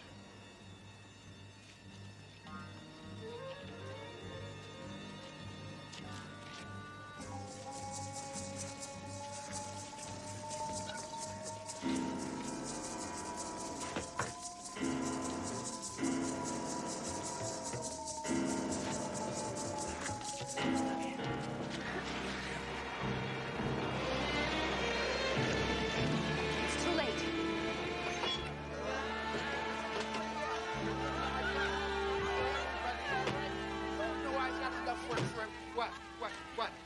I do, huh? INS. Oh, wow. Siéntese, por favor. Siéntese. Oh, boy. Bad enough you guys come and clean me out in the middle of my busiest week. Now you gotta go and take him away before I could even hire him and get any work Well, out of him. just take it easy. Now, Mr. Brady, I just need to ask you some questions. Now, where did you get the employees that were deported today? Not on your life. Now, I got a rush order due on Friday. I ain't had any lunch, and I got a lot more ladies to interview, okay? So if you'll excuse me. Next! Who's next? There's nothing more we can do now. Murdoch slipped the noose again. Houston, you know Mrs. Estrada. Oh, por favor, Senor Houston, please help me. My son, my Tony, he's disappeared. Well, just take it easy, Maria. Cálmese. You know this lady? Yes, Maria has a fast food truck across the street from the office. They've known each other a long time. Please, you must help me. We'll help you, whatever it takes, all right? Mr. Houston, you're busy. I'll take a taxi. Thank you. Please, follow me this way. I found this ball, his soccer ball. Oh, I am so afraid. Well, just calm down and tell us what happened. My son, my Tony, once a week he goes to the hospital to pick up his medicine. It's not very far from here. He always comes this way, but today... Just tell us, how long has he been gone? Oh, over 5 hours. I called the police, but they say they can do nothing for 2 days. 5 hours is a long time. Well, not for a 15-year-old boy, Houston. He could be out playing ball. CJ, you don't understand. Tony's a special boy. He's retarded and a diabetic. The trip to the hospital is the only time that I allow him to go out by himself. It only takes him 20 minutes, even when he takes his ball to play with. Where did you find his ball? Do you remember? See, just follow me. I'll show you. Who's next? Wait, one in the turn. All right, you come with me. Come this way. This is where I found it. He would never willingly go anywhere without the ball. Maria, do you have a snapshot of your son? See, yes, of course. Here. He's a nice-looking boy. Thank you. Houston, it might not be a bad idea to show this around the neighborhood, what with the confusion about the immigration roundup and all.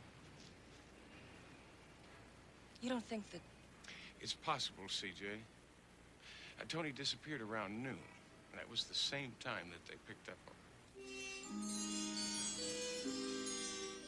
a whole truckload of Mexican nationals.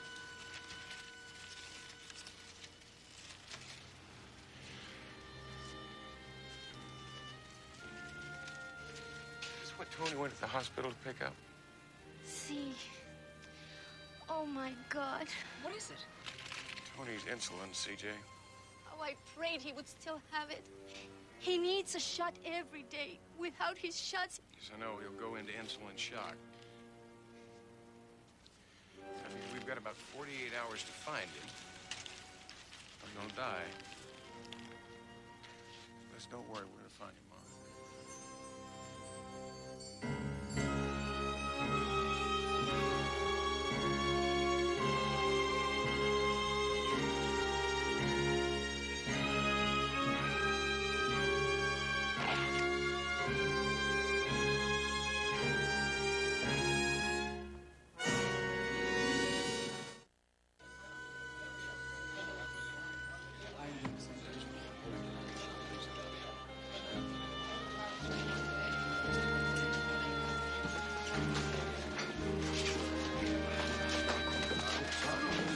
Need some help?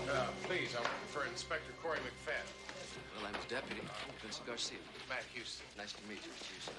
What can I do for you? Well, I tell you, I need some information about a sweep that took place earlier today. It was in the Garment District, a place called Brady's. I understand McFadden was in charge. Mm-hmm. So?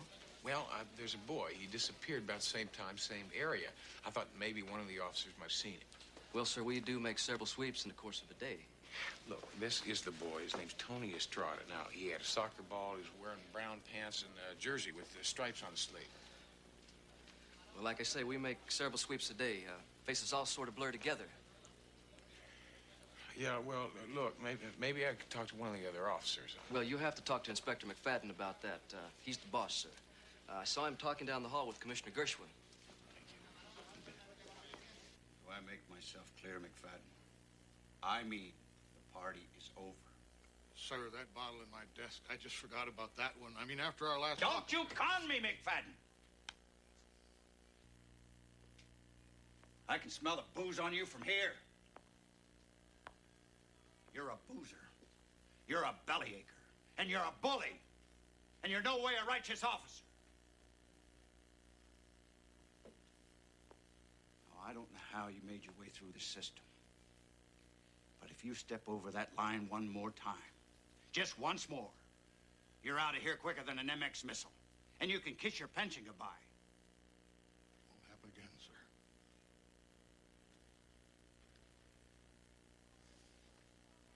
I hear just one more rumor that you're out of line. And you're gone. Now, don't you have work to do, mister?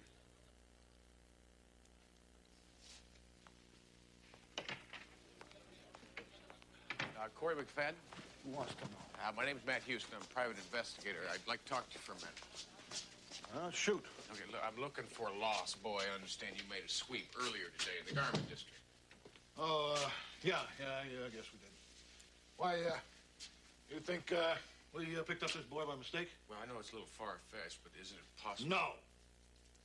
You mean tell me that there's no chance? What kind of brainless idiot you take us for down here, huh?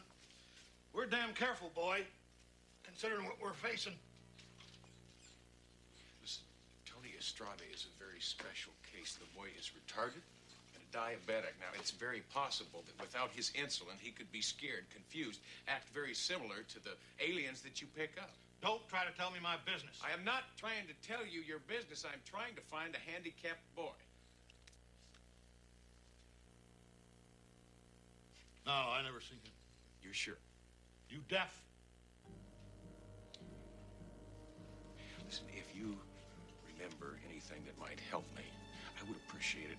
This is where I can be reached. It's been a real pleasure.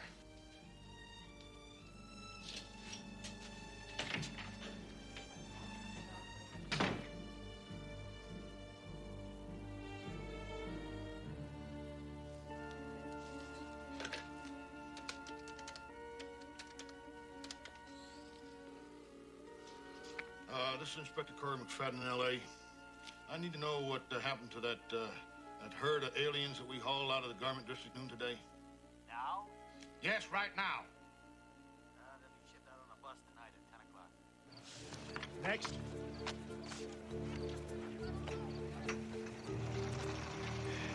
You've got a choice. You can stay here and prove you're not an illegal alien, or get on that bus and go home to Mexico. If you decide to stay and you can't afford an attorney,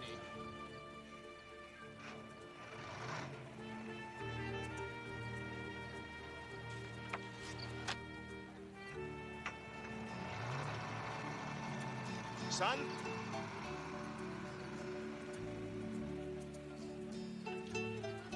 you speak English? Soccer. Soccer. Sure. You play soccer back home? You'll take the bus.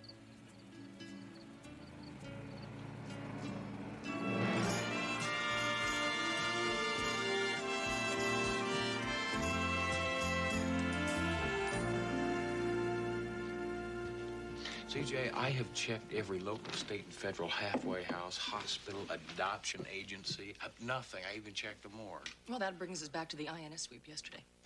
Yeah, just the fact that Tony's running out of time. Houston, you wanted me to get information on Corey McFadden. Now, what I found out is for 12 out of 15 years, he was a top-notch cop. What happened the last 3 years? Last 3 years, he went downhill. Absenteeism, maltreating the aliens, that sort of thing. That's interesting. Well, yeah. A good man, after 12 years, had hit the skids. Well, if you read between the lines, it's booze. Maybe it's about time for me to have another chat with Inspector McFadden. You think he'll give you any information? Well, if he won't, I'll find somebody who will.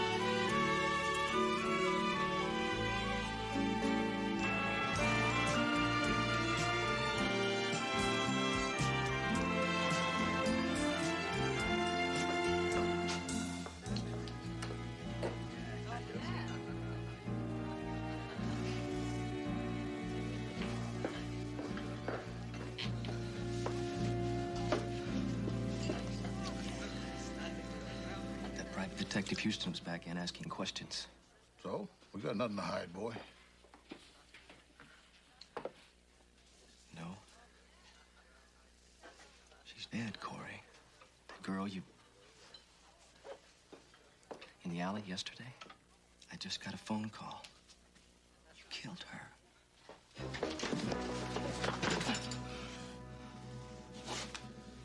All right. So she's dead.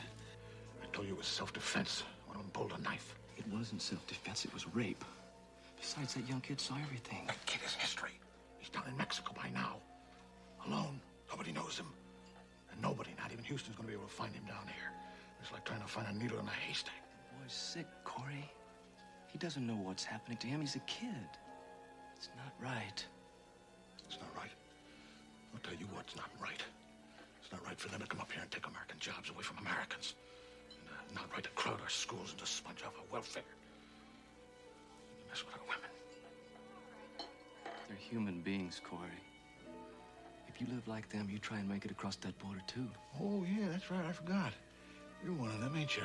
Deputy Garcia. That's right, Corey. And proud of it.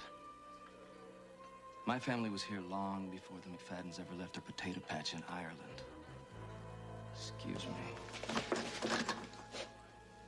Don't do anything stupid, boy. You hear me, Garcia?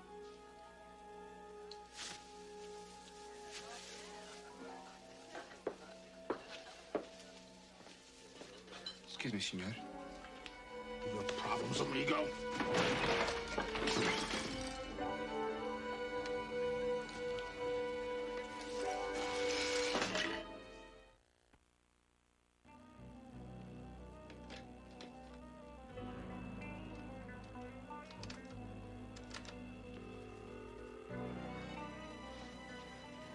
Matt Houston, please.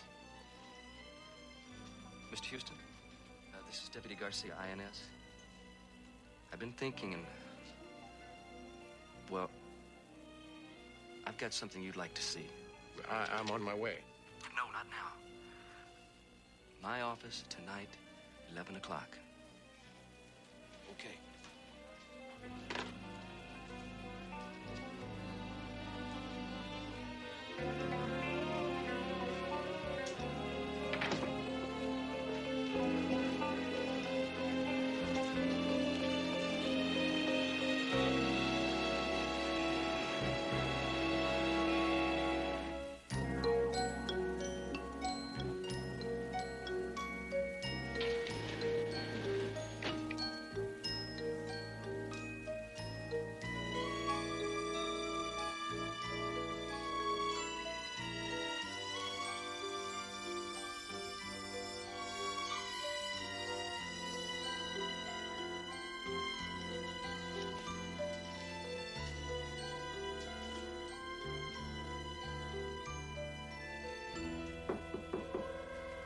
Come in.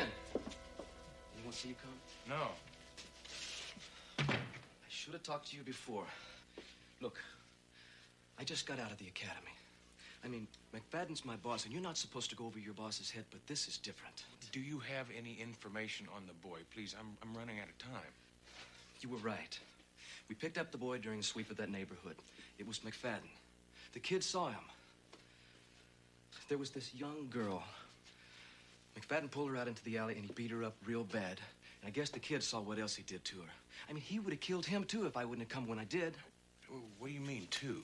The girl is dead. McFadden had her shipped out. She was illegal. I checked on it, but... Man, she died before she got across the border. No one here knows about it yet. Where is Tony now? Probably Tijuana. Well, whereabouts in Tijuana? I mean, a police station? Bus drivers, they just dump him anywhere. CJ, listen, Tony is in Tijuana. Find his mother and get his insulin for me, and I'll keep in touch, all right? Listen, I've got one more question. Why did they pick Brady's place that particular day for the raid? That day, McFadden had made real careful plans for sweeping the valley. He gets this phone call, does a complete switch, and we hit Brady's. Any idea who made that phone call? No. Does the name Murdoch mean anything to you? No, afraid not. I have a funny feeling it does to your boss. Thank you very much. Yeah, you're welcome.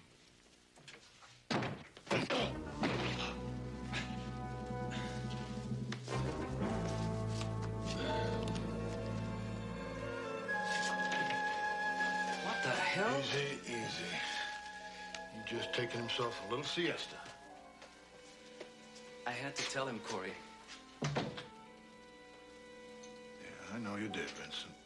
The boy's sick. He's gonna die unless... Unless somebody finds him. I know he is, Vincent. And that is why nobody is gonna find him.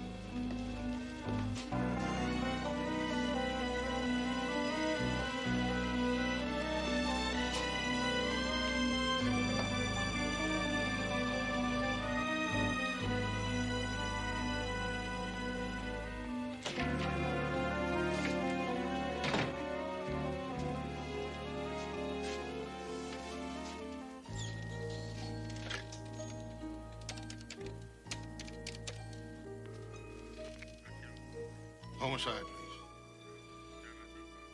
Homicide? This here is Inspector Corey McFadden over at INS. I want to report a murder. Come off of it, Hoyt. I mean, I had as good a reason to kill Garcia as you did. With one big difference. I wasn't found with the murder weapon in my hands. You were. It is a frame. Take a look at the knot on the back of my head. If you want a good suspect... Hey, get off the McFadden kick. The man has worked here for 15 years. Now, you trying to tell me he wakes up one morning and decides to kill his own deputy? Have you taken a look at McFadden's record? The man is not what I would call an Eagle Scout. So the man's had a few problems for the last 3 years. Problems? That man raped a Mexican girl in the Garment District yesterday. Now, today she is dead. Garcia knew about it. Now, McFadden killed him and framed me for it. Now he's going to go after the only person that can link him to that killing. The little Mexican kid you keep mentioning. The little Mexican kid happens to be a U.S. citizen who's going to die unless we get him some medicine in a hurry, and he'd better not get to him first. Look, Houston, the source for all your information just got wheeled out of here in a body bag. Now, that makes your story a little hard to check out. It happens to be true. Look at it from my point of view.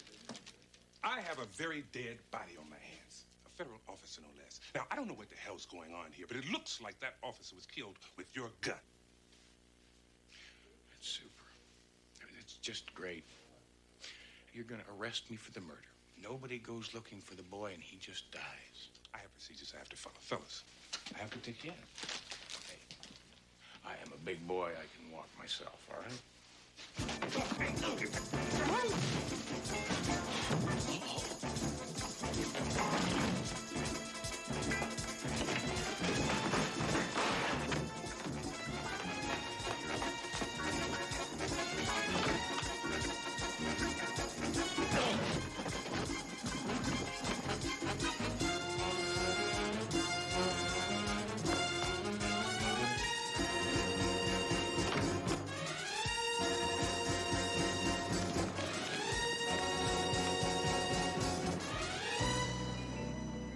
Well, how the hell could Houston get out?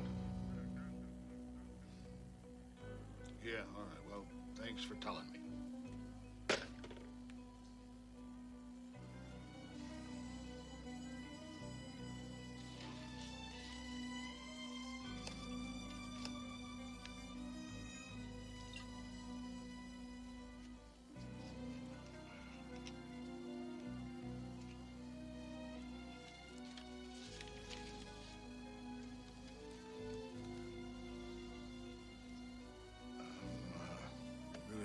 Up about Vincent's murder, Commissioner.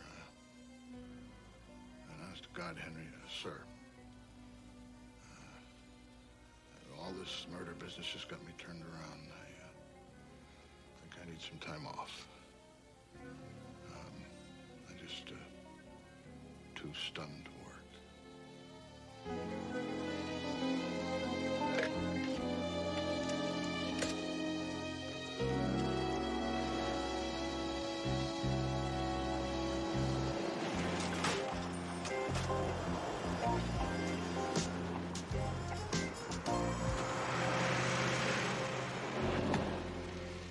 Read it and weep.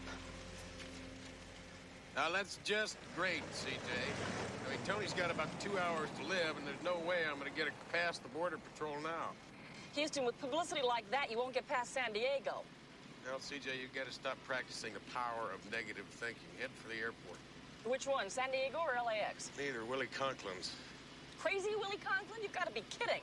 No, CJ, I am desperate. Okay. She's turning, Lieutenant. Stay on the tail lines. Sooner or later, Miss C.J. Parsons will take us directly to Matt Houston.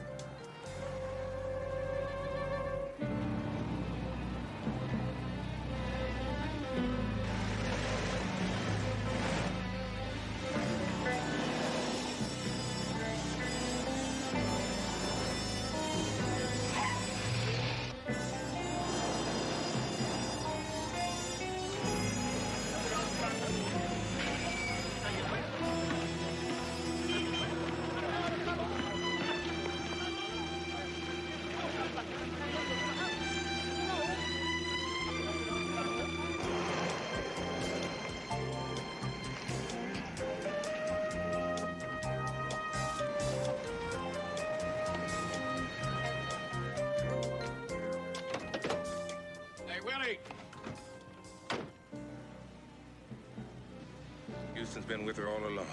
I'm a little worried about letting you try it, Houston. I mean, I just put it together.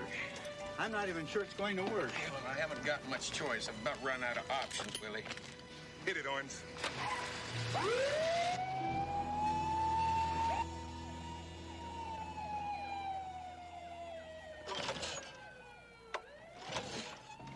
It's dead. Yeah, and so is a 15-year-old boy if we don't get it going. Now, come on, Willie, help me out.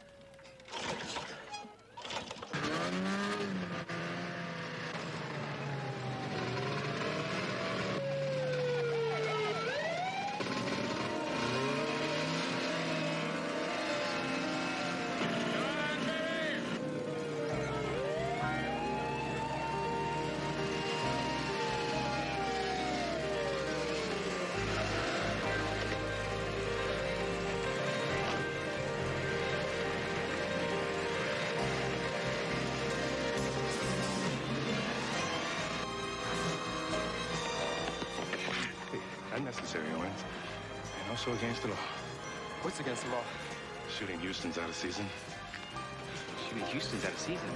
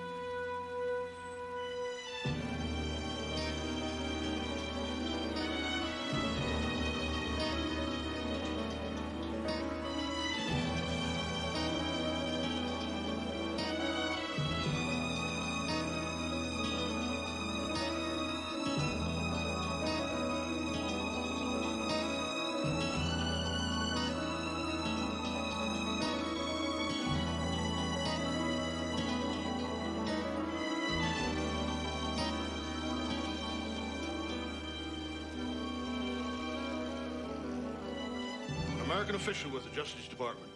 I got the authority to ask you to help me capture this criminal, Houston, before he causes trouble in your country like he did in ours. Lo siento, señor, pero no hablo inglés. Look, I don't understand the lingo, amigo. If you ain't literate enough to speak English... Por favor, espérate. Well, maybe you ought to get somebody here who can speak it. Oye, Lopez, phone the Border Patrol station at San Isidro and see if there's any truth in that loudmouth story, huh?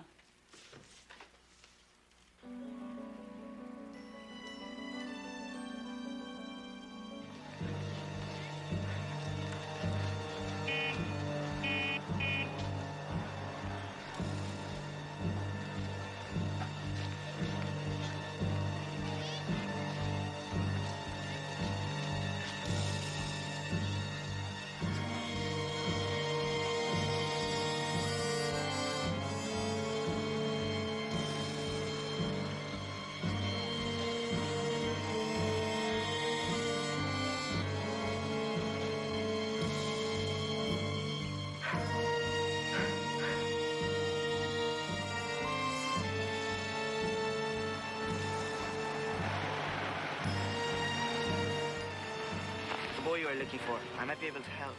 Listen, any help you could give me would be greatly appreciated.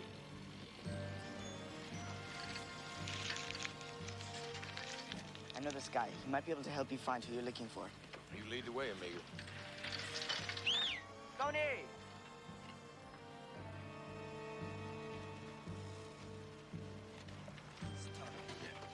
Thank you.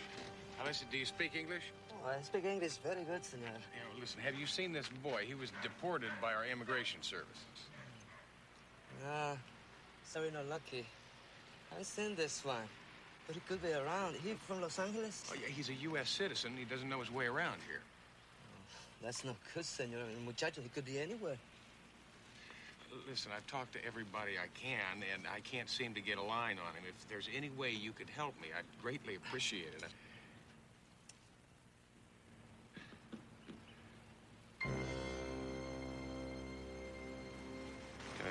Take me to the soccer stadium.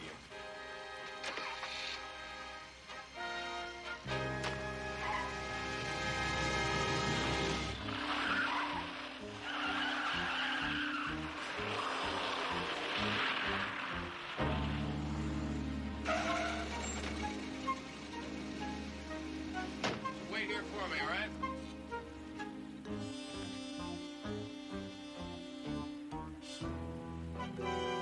Tony!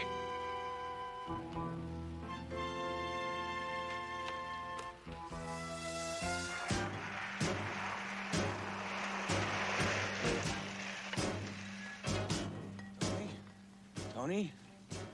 How you holding up, buddy? Okay,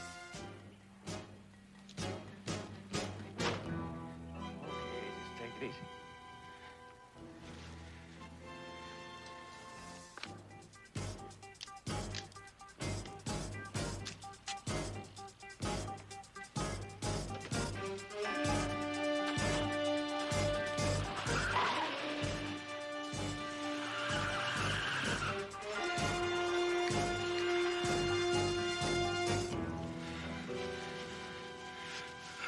Buddy, you'll be just fine now.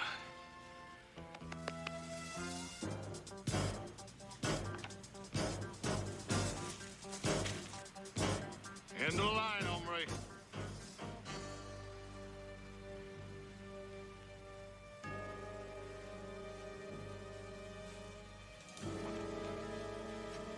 How are you gonna explain this one away, McFadden, huh? It's Mexico. Don't make no difference, though.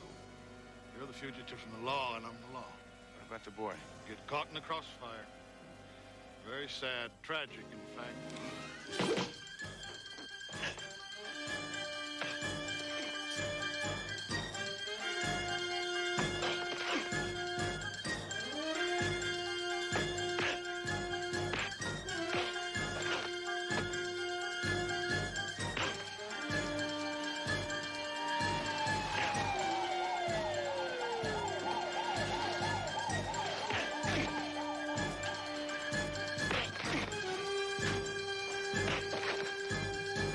It's over, senor. Senor, it's all over.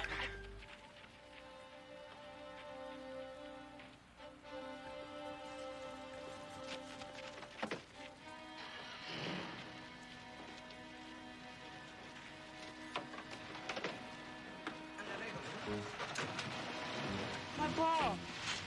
Don't you worry about your ball. We'll get you another one, okay?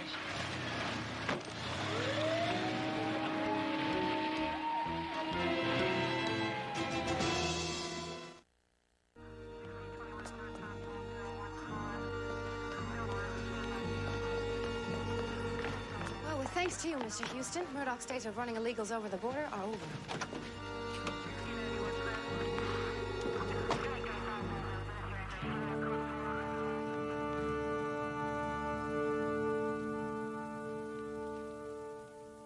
I don't know how to thank you enough, Senor Houston. It's so good to have my Tony back home. Hey, Houston, why didn't you tell me Tony here was a whiz at checkers? Well, actually, that's Tony's second favorite pastime, which reminds me, I wonder where CJ is. Well, here she is now. Tony, I promised you a soccer ball, and I figured you could use a couple extras. Here you go. go. Now you know why I don't permit shooting Houstons out of season.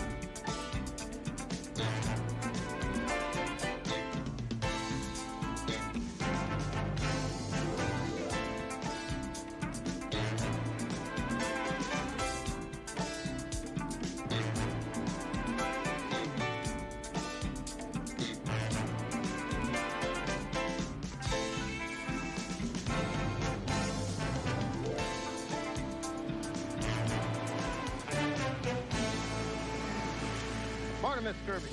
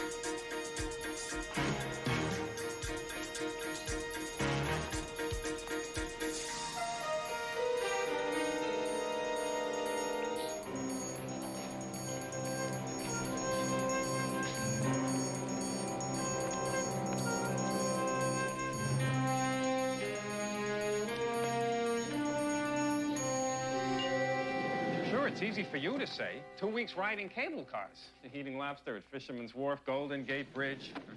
Murray, do you remember the song I Left My Heart in San Francisco?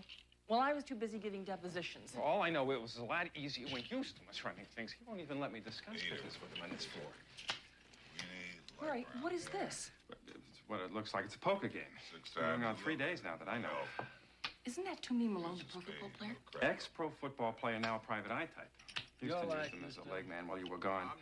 Using the term loosely, the lady next to him is known as Disaster Mary. Won't matter if you do find it. We ran out of beer last night. Are you saying this isn't last night anymore? No beer? What kind of poker game is this? Come on, Slam. Have I ever let you down before? I mean, that beer's on its way. 2 cases and the usual nachos and pickled pig's feet.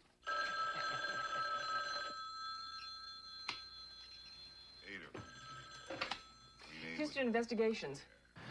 Please, it's Jim Kirby. It's an emergency. I've got to talk to Houston right away. They're gonna kill me. Houston.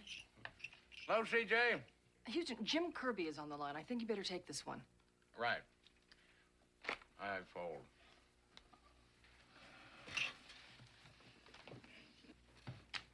Six times the lover, no help. Hello, Jim. Houston, you've got to help me. They're gonna kill me. Look, they're gonna find me any minute. Jim, where are you? I'm across the street in the mall. Well, you just stay put, and I'll get there as soon as I can, all right? CJ, get a hold of the police and tell them to meet me over there, all right? Oh, and it's good to have you back.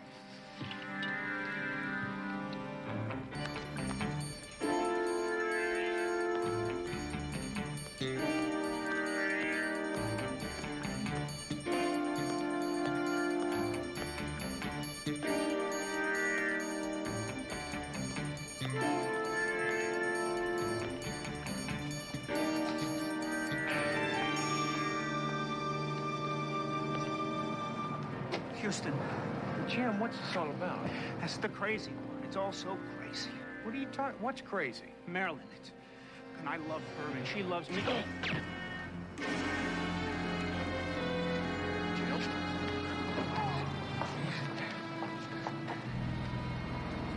Save Marilyn. Don't let them hurt Marilyn. Well, I won't, Jim. Marilyn who? How do I find her? Jim. Marilyn.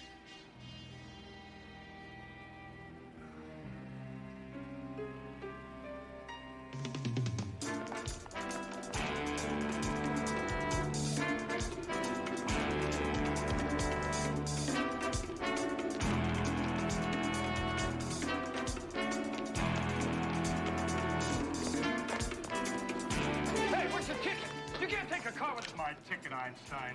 No problem.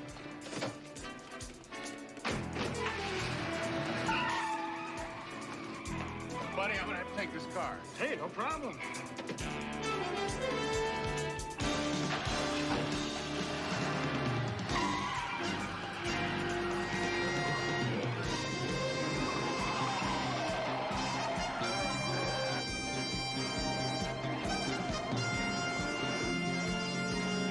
Cal. Come on, punch this thing.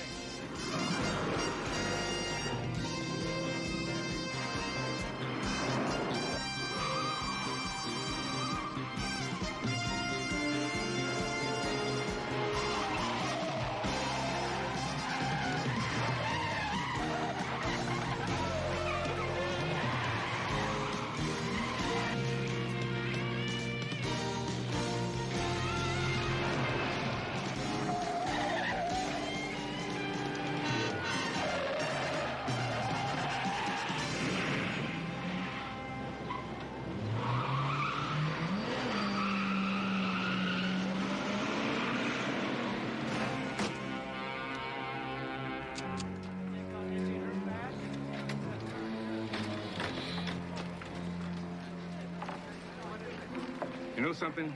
You're an easy guy to find. You leave dead bodies and wrecked cars everywhere you go.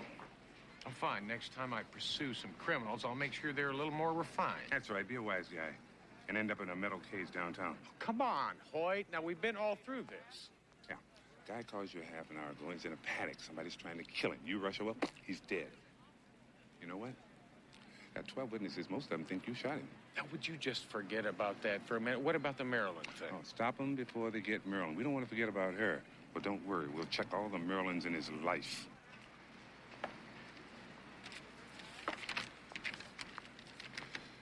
You know Pascual Martinez? Yeah. He's the parking lot manager for my building. He's on his way to the hospital. He was thrown in front of a car. They don't expect him to live. You private cops are like lightning rods. You draw trouble.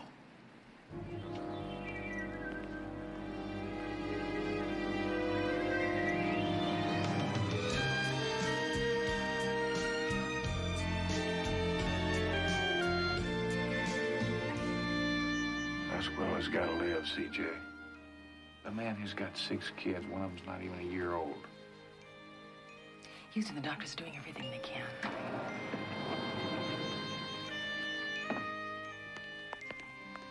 Houston, I took the liberty of breaking up the poker game. I've got Baby all set to go in the Jim Kirby file. Not now, Murray. CJ, I want you to get in touch with the people who run the Houston Employees Fund. Just make sure that Pasquale's family's got everything they need. You got it. I think you're going to want to see this, Houston. Murray, I thought when I made you president of Houston Industries that taking care of all these businesses would keep you busy. Well, they do. I just figured maybe once in a while I could help you with some detective work. Yeah, Murray, when the police find out who the Marilyn was in Kirby's life, they are bound to find an irate father, a jealous husband who shot him. That's just it, Houston. Lieutenant Hoyt called while you were with Martinez at the hospital. There was no Marilyn in Jim Kirby's life. Wait, what do you mean, no Marilyn? Not that they could come up with it, since they know that Kirby worked here. I get it. So Hoyt figures he can get more from our files than he can from his own. Yes, I'll hold. That makes sense. Kirby worked in a security-sensitive area. James Kirby, 32 years old, single, computer programmer, Houston Trust Funds, formerly Houston Industries. Is there anything about Marilyn on the file? Unfortunately, the only Marilyn of any note in Kirby's life that Baby could come up with was Marilyn Stein, Kirby's fourth-grade teacher, White Beach Elementary School, 1960-61. Murray, people don't die for their fourth-grade teachers. Right, so I figured we'd better keep digging. Houston, I think we hit pay dirt. The late Mr. Kirby earned just over $54,000 last year, almost as much the year before. And? Financially, everything in his life was fine until about 8 months ago, when money started disappearing out of his accounts like money was water and somebody turned a faucet on. When the man died in the pavement this morning, he was over $100,000 in debt. They'd already shut off his phone and were about to repo his car. We got any information on where all that money went? Not in Baby. Figured that's what you might be interested in finding out. That, and who Marilyn is, and if the two have any connection. Martinez. Martinez. Yes, he managed the parking lot.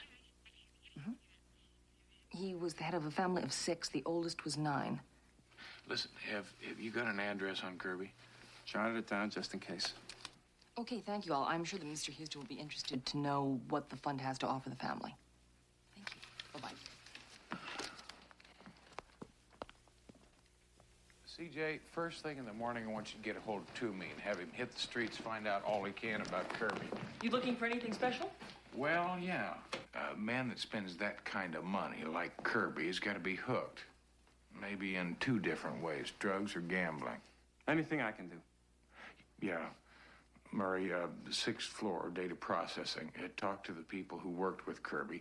Find out... Anything I can. Especially if there was a Marilyn in his life. Right. Meanwhile, I'll see what I can find in Kirby's apartment. While trying not to do anything illegal. Perish the thought, CJ.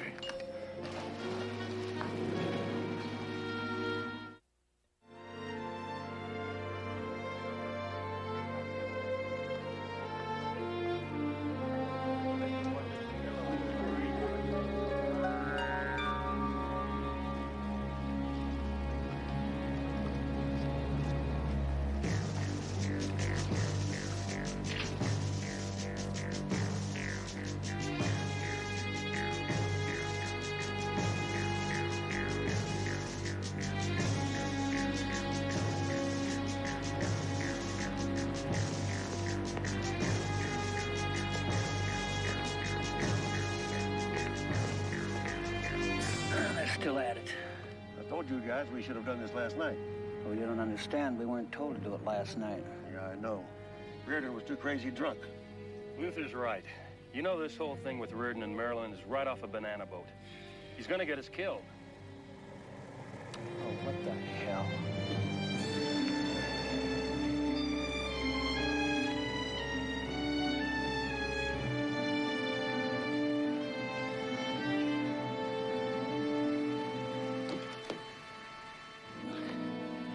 Mr. Reardon, you shouldn't be here. I needed to see you.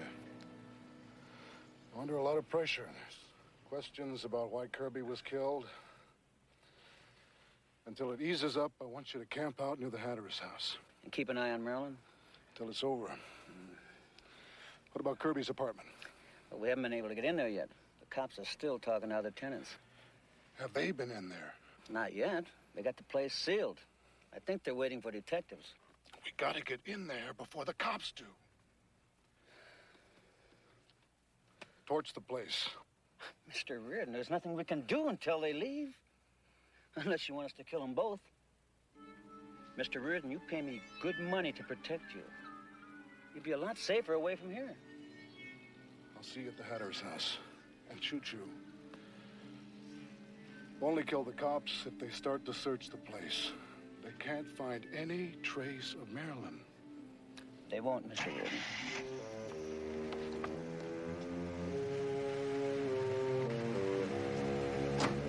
Henry, to the Hatter's Street house.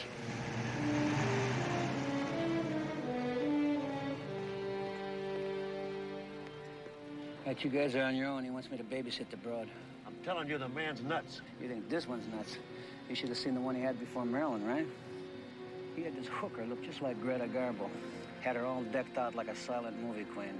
Then he told her not to talk, so she'd be like the real thing. And one day she made a mistake. Garbo talked. After he got done roughing her up, he cut her tongue out.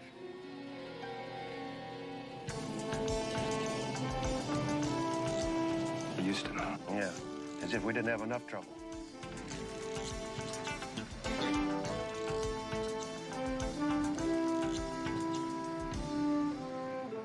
If he's still around when the cops leave, kill him. You got it.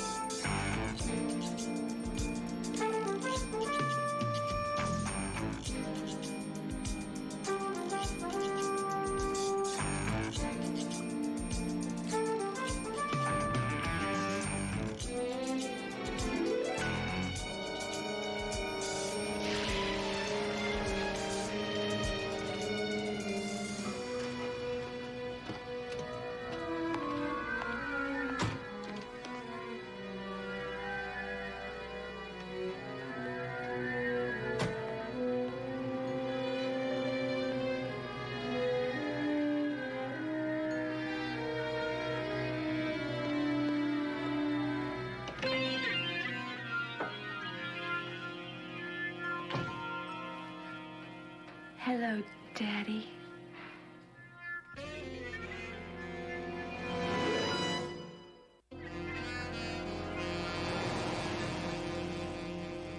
I missed you. I ought to kill you. Understand that? I ought to. I told you I was sorry. It'll never happen again, Daddy. I promise. Why do you always have to be such a tramp? Always like in those movies. I don't make movies anymore, Daddy. I gave them up for you. You know that. I must be mad. That's what it is. I'm bloody mad. I've given you everything, this house, your car, money. And now I've killed for you. A man I shouldn't have killed, not if I want to stay alive myself. Jim's dead? Oh, he's dead. Let me tell you a little secret, darling. The dead are so damn lonely. You want to be lonely, Marilyn? No, Daddy. I want to be good for you. Please, let me be good.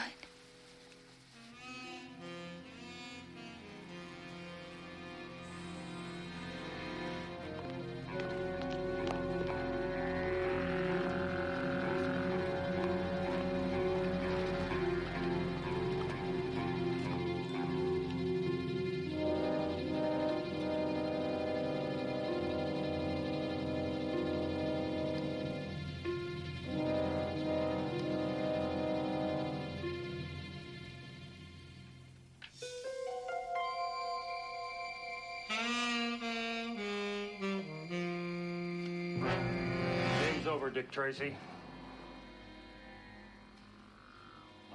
pictures. I had a funny feeling I'd be running into you fellas again. Yeah, let's get this over with.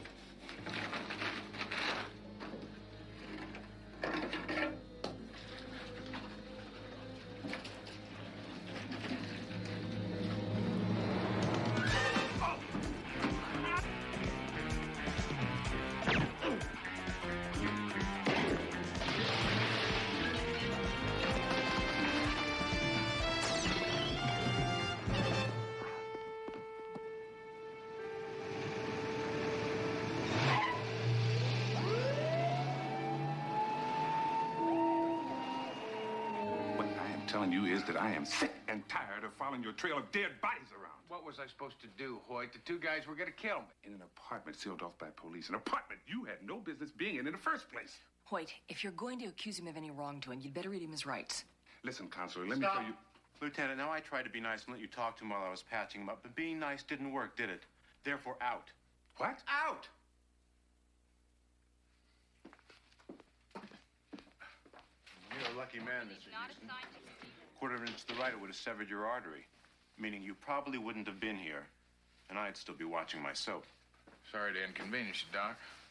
Don't mention it. I won't. By the way, that other patient you asked about, your parking lot manager? Yeah, Pascual Martinez. He's out of surgery. And it looks like he's going to make it. Thank you. All yours.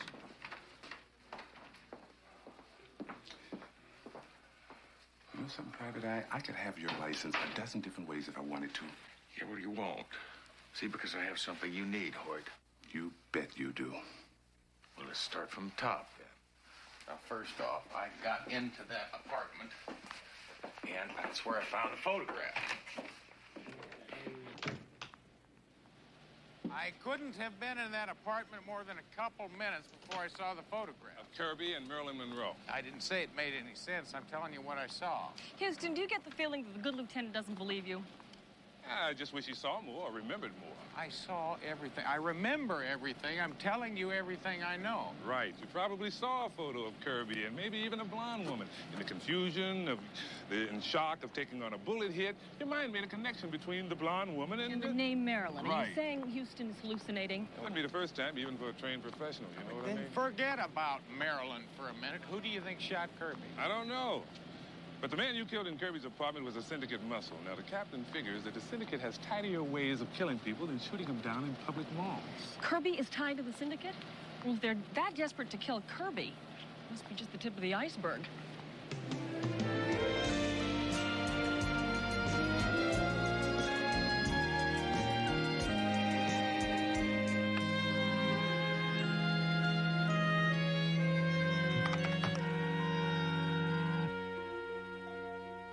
Well, Lieutenant Hoyt came through. Louis Y. Richter, otherwise known as Eddie the Hammer. Charming nickname. Well, according to the police record, he's not a very charming man. 14 out of 20 of his adult years were spent in the slammer. Any specialties? Hurting people. Hoyt was right. He's a syndicate muscle man. His stint in San Quentin was because he crushed a man to death with his bare hands. Who's he working for now? Well, according to the file, he's a bodyguard for this fellow. It's Tommy Reardon. You know him?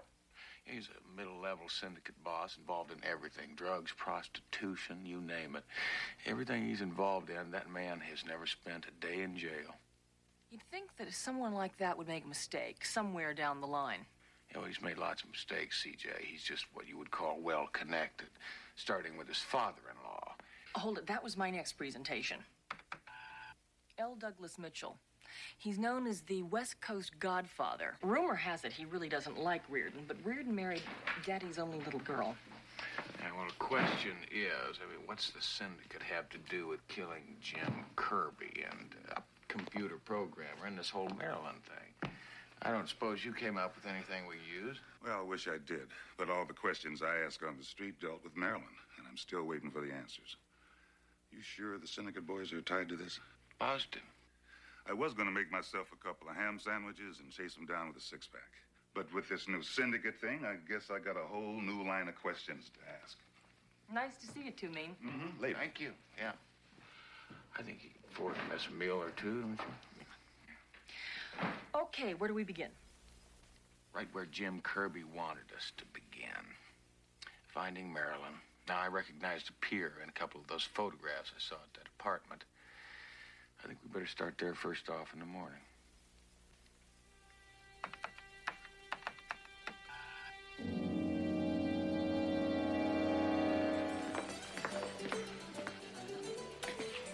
You're late. I had business that so important you miss your son's confirmation under the holy sacraments of the church? I'm sorry, Douglas. It was unavoidable. This is a lovely spread. Young Tommy will always remember this. Why was Mr. Kirby killed? We're all making a lot of money through him. Oh, can't that wait, Douglas? This is such a happy occasion. Why was Kirby killed, Thomas? Security reasons. Kirby was going to go to the police. We had no choice. Why don't I believe you? Well, it's the truth. I had to have it done. You have a lovely family, Thomas. My daughter, grandchildren. If you ever do anything to hurt them, or if I find out you've lied to me. I told you, Douglas. It's security reasons. Excuse me, Douglas, please.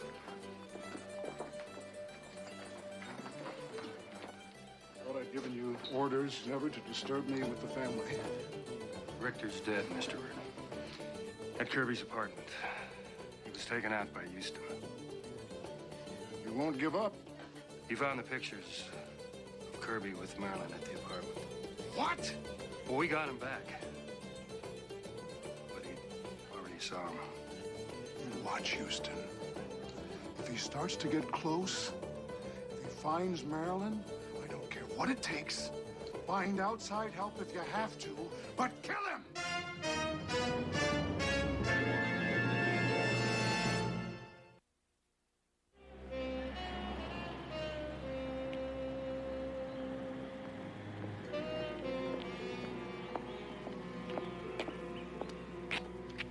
Washed the car 3 times.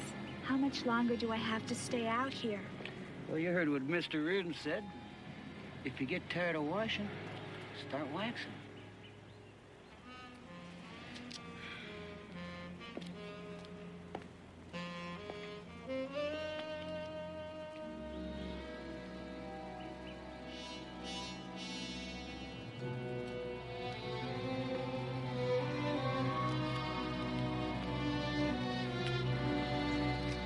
Next thing you're going to be telling me is there really is a Superman.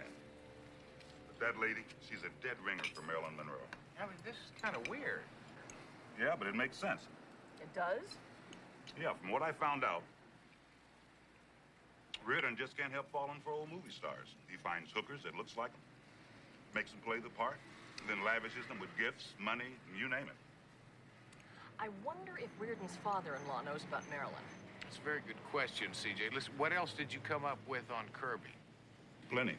You tying him up with the syndicate, that was the key. Word is, Kirby was a penny ante gambling man. Then about 6 months ago, he met up with Tom Reardon, and they became best of friends. Oh, and let me guess then, right? All of a sudden, he hit a terrific winning streak, right? Started increasing the size of his bets? You got it.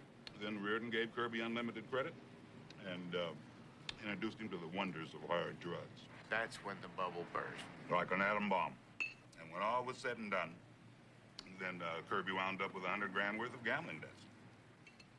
But Houston, now Reardon, meaning the syndicate, had their hooks into Kirby. But, I mean, so what? What's the point?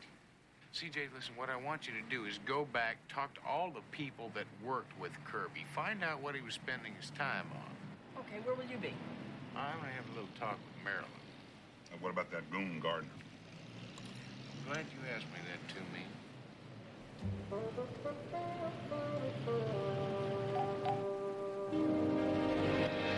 Hey, Bud.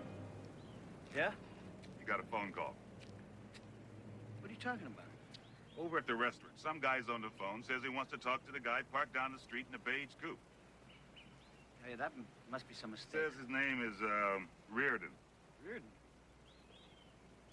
Why didn't he? Look, you going to take the phone call, or do you want me to tell him you're not interested? No, I'll take it. Hey, Buck, this Reardon fella, he says it'd be 20 bucks in it for me.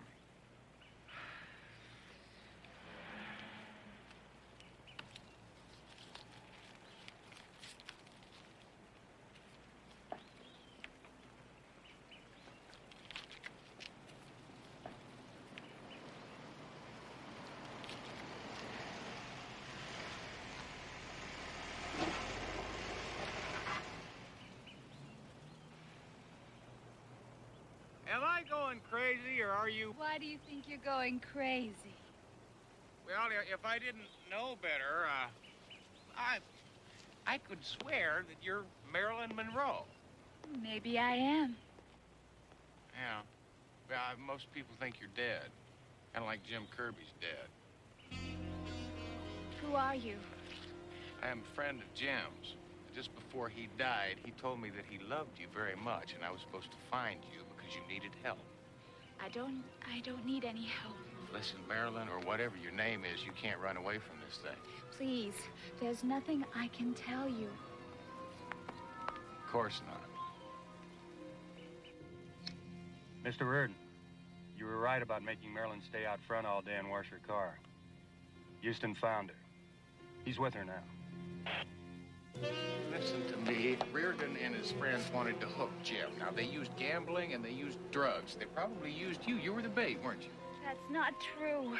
I would never have done that to Jim. I loved him. He was the only one who ever... Yeah, just listen to me for a minute. You men always think you're so right, and you're always so wrong. Jim, he would be alive now if it wasn't for me. I wasn't the bait. Are you crazy? Jim was killed because Tommy found out about us.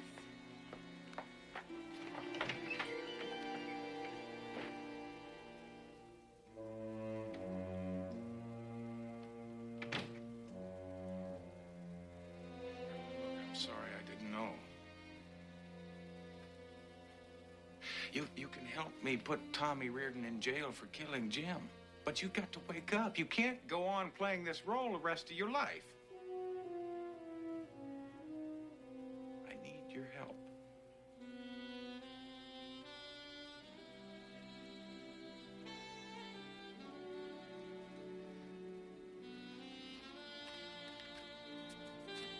Change your mind. This is my card. Please give me a call.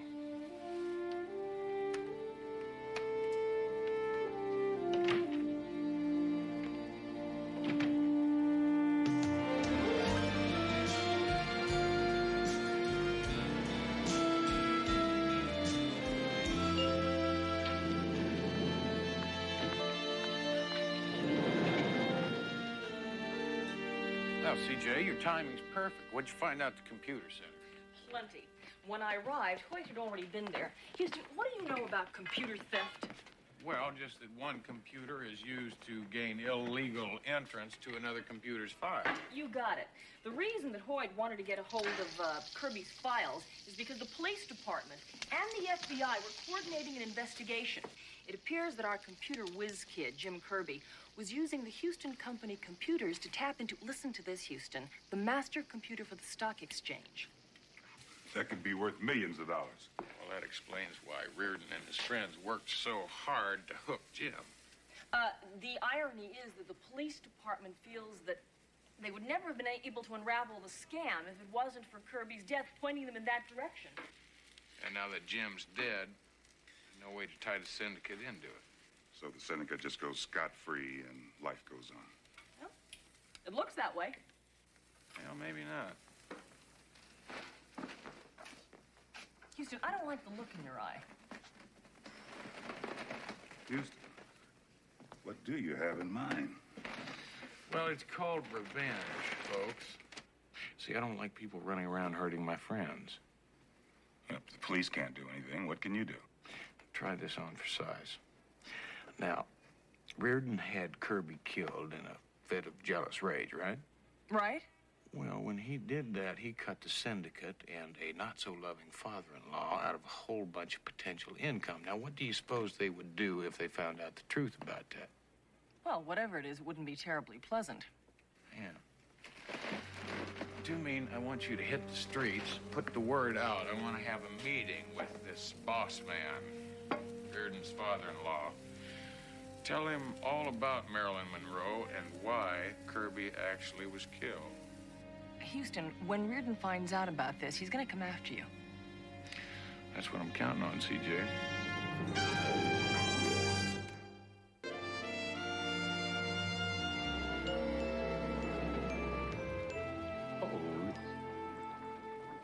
How in the hell did you know I wasn't one of Reardon's guns? Because since midnight last night, I've had every entrance to this place monitored with video equipment. Security informed us before you ever got out of your car. Now, that's fine. So you're safe as long as you're in the building. But what happens when you go out in the street? I don't have enough cops in the city to protect you. I'm not looking for protection, Lloyd. You're crazy. Houston, you know if you're right about Reardon and why he killed Kirby, do you know you're leaving him no choice? He has to come and get you? We've got nothing on Reardon. Now, if he comes after me, then we can possibly get him for attempted murder. Now, in any case, you'll have him behind bars. And when that happens, Reardon knows that it won't be very long before the syndicate finds out about Marilyn and James Kirby and why Kirby was killed. And Reardon will need protection from his own. That's right. Now, the way I feel about it is before very long, you're going to have everybody that's involved in this whole mess on the silver platter. Houston investigation. Yes, just a moment.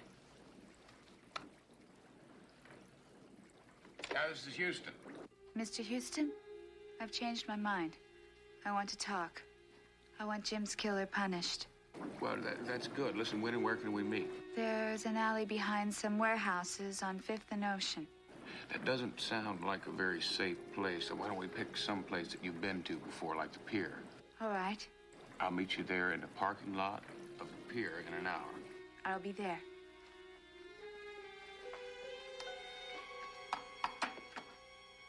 Did I do all right, Daddy? You did just fine, darling. Just fine. I'm gonna miss you.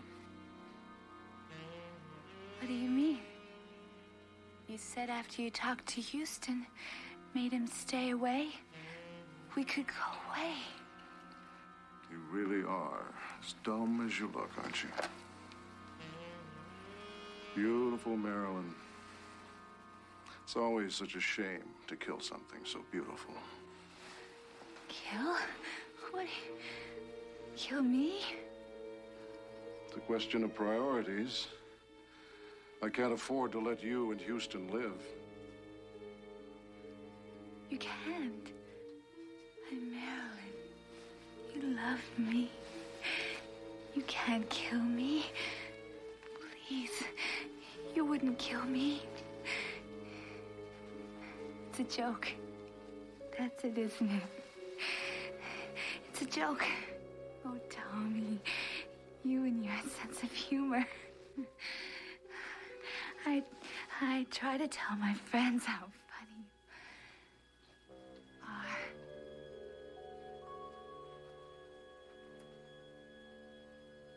I won't go. I won't let you do it. I won't let you kill me like that.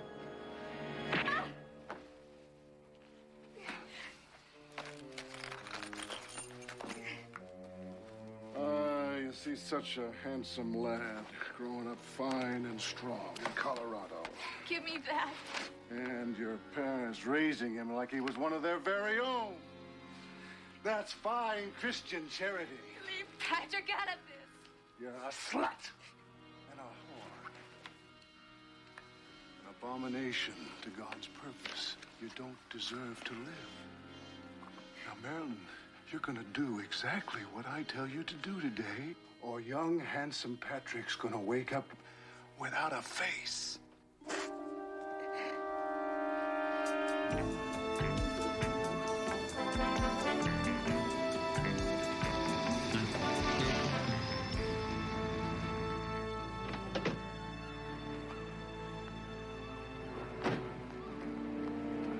You all right? Yeah, I'm okay. Houston.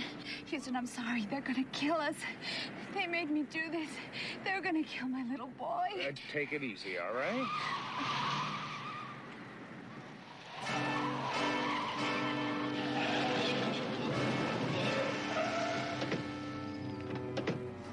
At long last, we meet, Mr. Houston. Afraid we're going to take a little ride out to the desert. Well, it's awfully decent of you, Reardon, but no thank you. Really, I've got my own ride.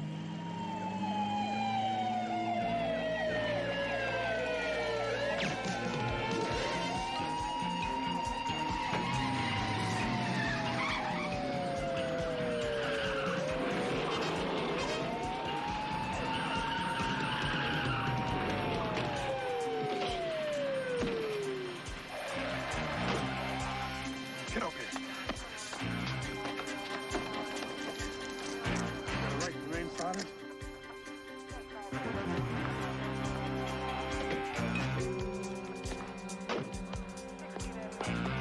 Reardon!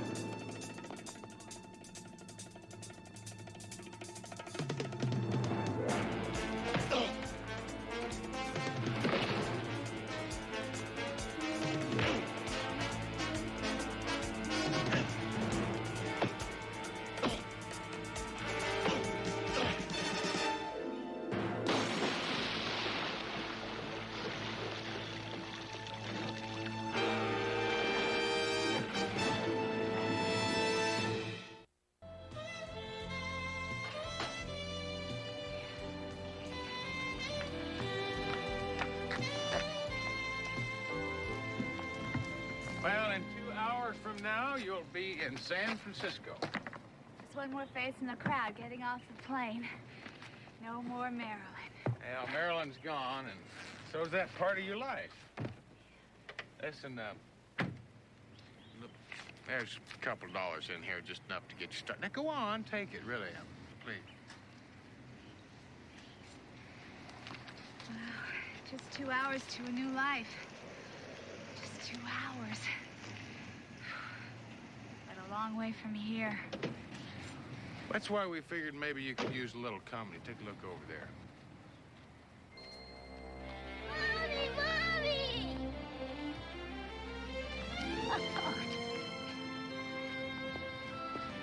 See, we got in touch with your folks in Colorado, and they seem to think that you'd be just fine as long as you had your little boy with you. Oh, baby, let me see you. Oh, you're just beautiful. It's awfully nice. Yes, it is.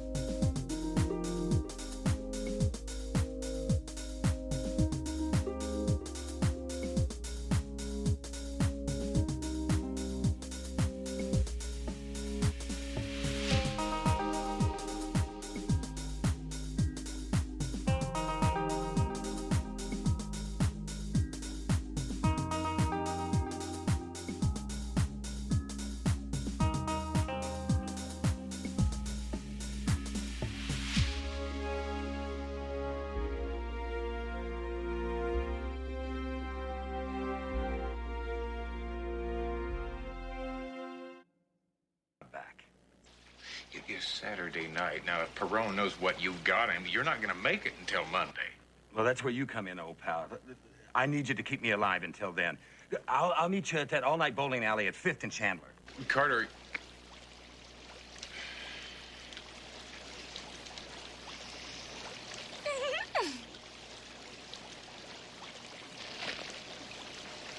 Listen, Lori, I have got an old friend. Now, he's in a bit of a jam. I'm going to have to go help him out. It's going to take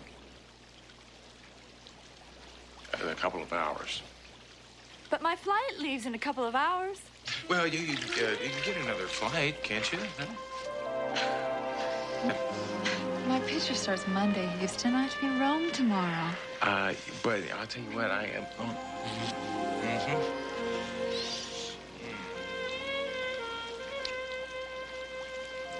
Darn it. You know, listen, I gotta go and change my clothes. You can cab it now to the airport, right? Well, I'm really sorry. Me too. Boy, am I sorry.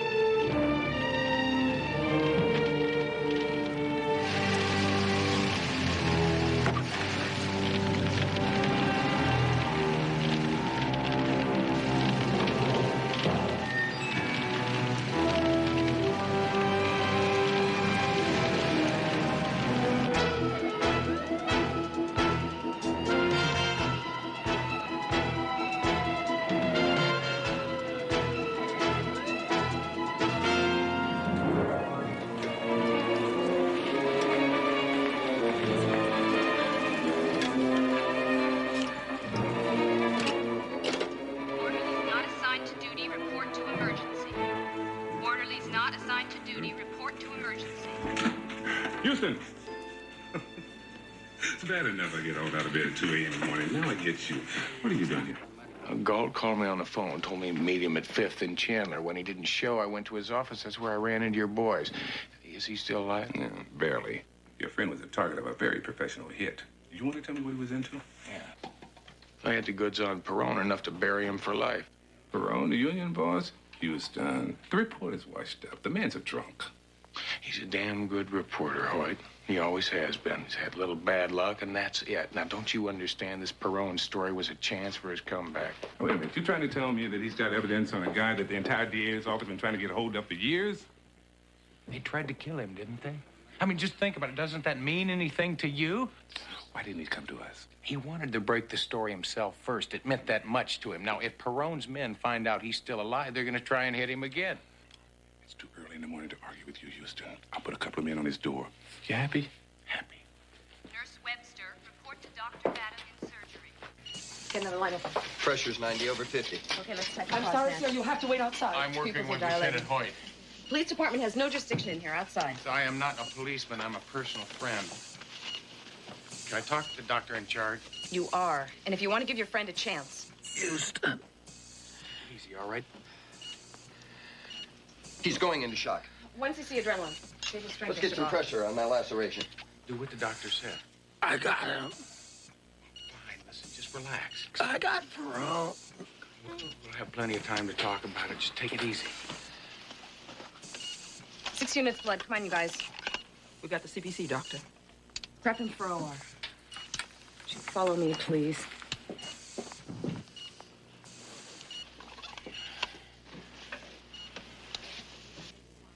Orderly's not assigned to do... Whoever you are, you have no right to jeopardize the life of a patient. Believe me, Doctor, under any other circumstance, I wouldn't. Your friend is in critical condition with multiple fractures and internal bleeding. Somebody caused all this. And you want to find out who, which is supremely unimportant at the moment. Could we just start this all over, please? My name is Matt Houston. It's also unimportant. Well, this isn't. Now, Carter and I happen to be the same blood type. Constance Harrison. I'm sorry I jumped at you, Mr. Austin. Well, you're just a few miles off. It's Houston, not Austin. How about the blood? We'll need it for surgery. Lucille, you take this gentleman down to the blood bank. What are his chances? From what we've seen so far, I'm sorry, Mr. Houston. This way, please.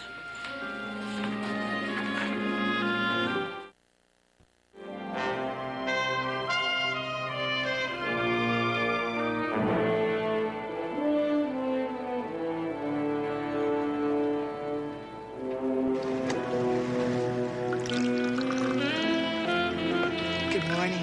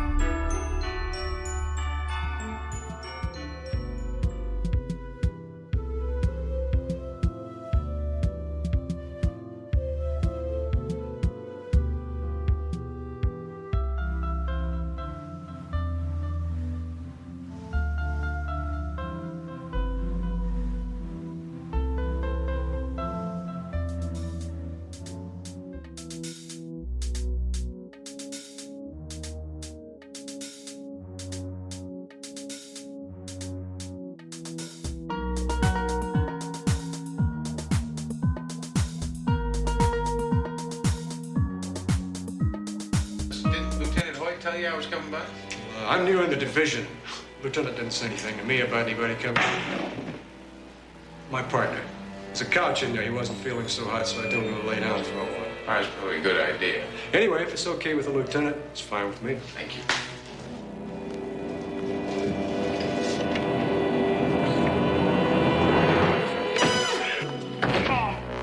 Light it.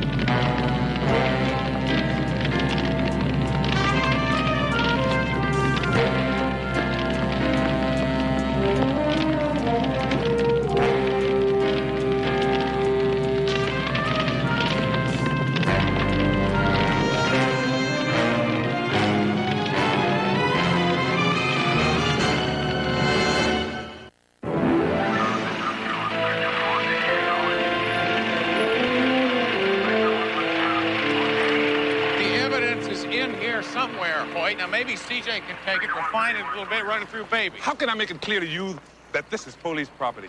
Damn it, Hoyt, Galt is my friend.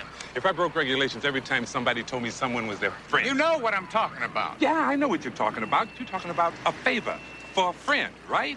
Huh? Why is it always me handing out the favors and you're always on the receiving end?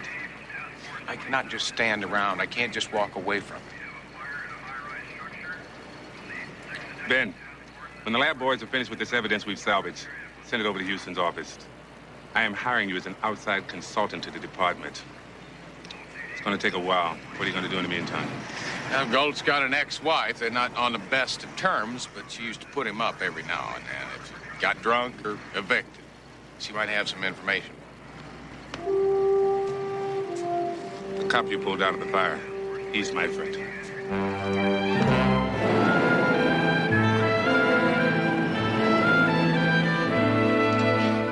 I'm sure whatever Carter was working on was important to him. But I haven't seen him in months, and I'm pretty busy right now, so... Well, you can see him at Angelus Memorial. They have moved him to intensive care now, Bonnie. Bonnie, I thought you'd heard. Somebody put a bomb in his car last night. He's lucky to be alive. Carter knew the risks. It's very important to him. Very important. He finally has got enough evidence to put Perone away for good. Look, Houston, I've got customers, so if there's a point to all of this... Well, I just thought that you might know something that could Sorry, help. Bonnie, Houston. please. Don't tell me I owe Carter something, Houston, because I don't.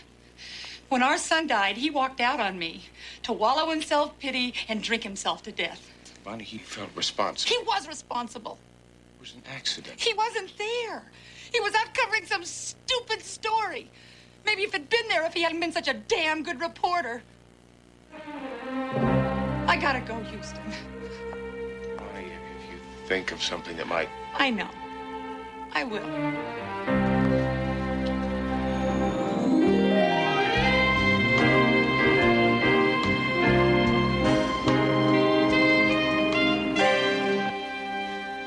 Houston, I'm afraid we didn't learn much more about Perone than we already knew. Well, it doesn't surprise me, CJ. Albert Perone has been the leading force behind union corruption in this town for over a dozen years. Pension fund, manipulation, graft. He was arrested about a dozen times when he was a teenager. He was indicted for murder twice when he was an up-and-coming soldier in the mob. That's when he was into kidnapping and extortion. That's right. Yeah, the victims of the family paid all right. I just never heard from the victims again. Well, that's why he's never been convicted. The man leaves no witnesses, CJ. This is what the police rescued from Galt's briefcase in his office. At one time, this would have been hard evidence. But now, I can't make heads or tails of it through the ashes, except for this one item. This was found on one reel of a videotape. Testing, 1, 2, 3, right.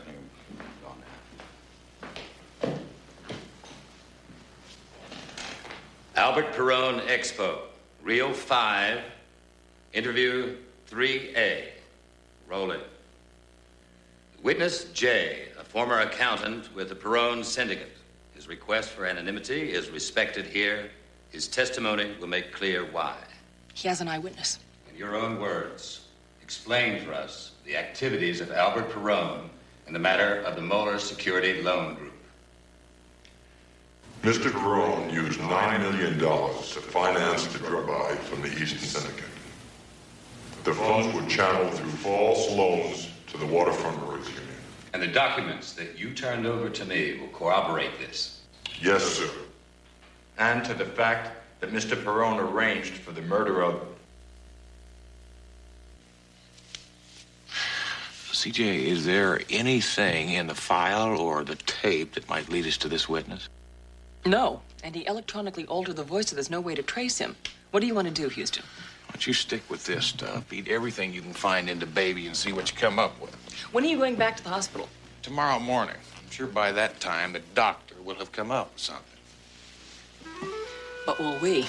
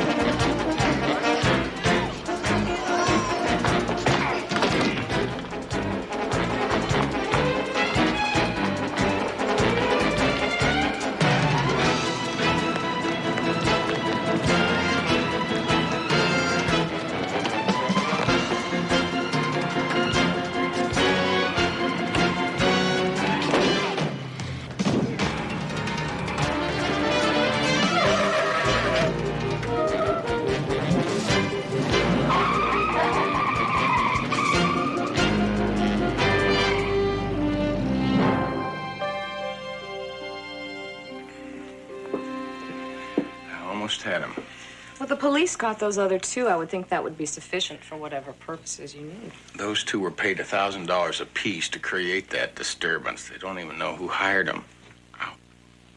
Your ribs are just bruised. But you have some fascinating old scars. Interesting line of work you're in, Mr. Houston. It hasn't been a lot of fun lately. Listen, how's my friend doing? Well, he made it through surgery. We removed most of the potentially dangerous fragments from his head and chest, and sutured the major lacerations.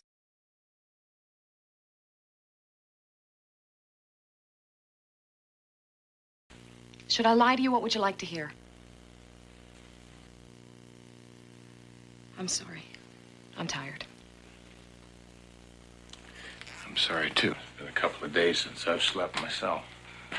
Well, then I prescribe a hot meal in your stomach and a glass of wine to relax you and a good night's sleep. Well, I'll tell you something, Doctor. I'd love to have dinner with you and drink that wine. Maybe we could toast Carter Galt's speedy recovery. I already have a date. My 8-year-old daughter, Jody. I'm sorry, I've been divorced since she was 2. How would you feel about a 3rd grade pageant at St. Mary's Elementary? And a hamburger dinner with 2 ladies? Well, under the circumstances, Doctor, I'd love it. Under the circumstances, it's Constance. I'll leave my address at the nurse's station. We'll be ready at 6:30.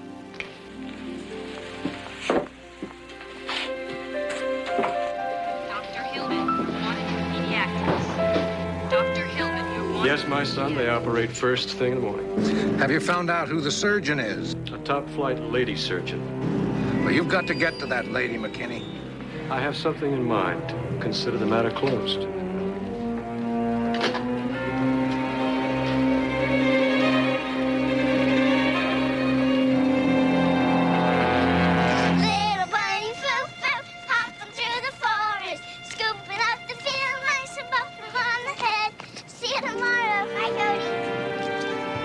Hello, Jody.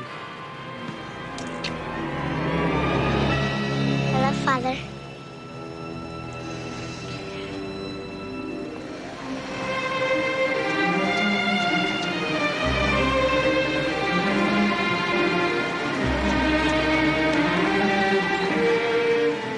Don't turn around. Your little girl, Doc, she's going to be just fine. What do you want? You're operating on Carter Galt tomorrow morning. Make sure he dies on that table. You'll have Jody home in time for lunch.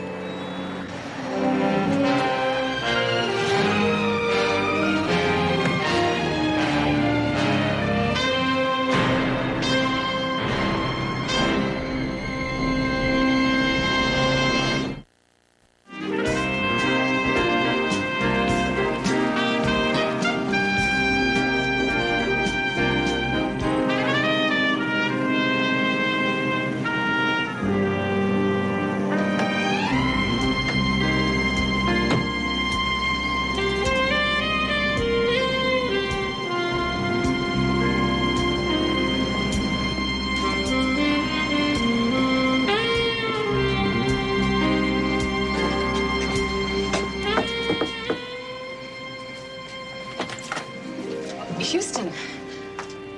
Why, am I early? Yeah, no, you're not early. I'm gonna have to cancel the evening, I'm afraid. Why, you gonna play and dinner and the whole works? Yes, Jody's come down with a cold and a little fever, too.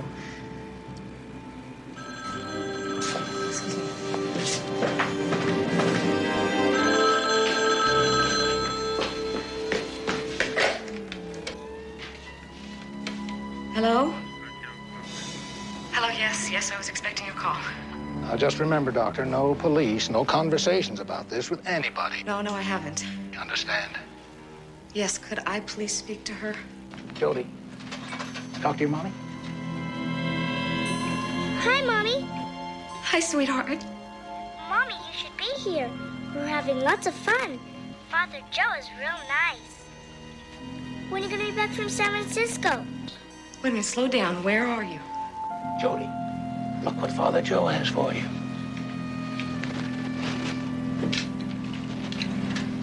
You got our deal straight? Perfectly.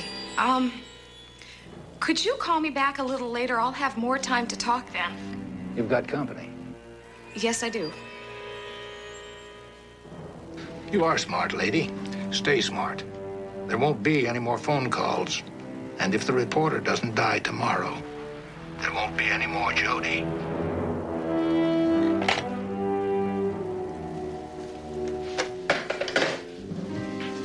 Oh, I'm sorry, Houston. Could we make it another night? Absolutely.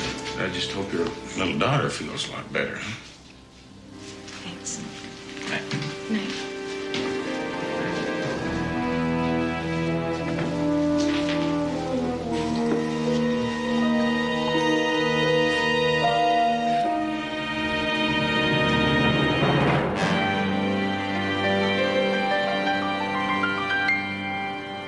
And the documents that you turned over to me will corroborate this. Yes, sir. And to the fact that Mr. Perone arranged for the murder of...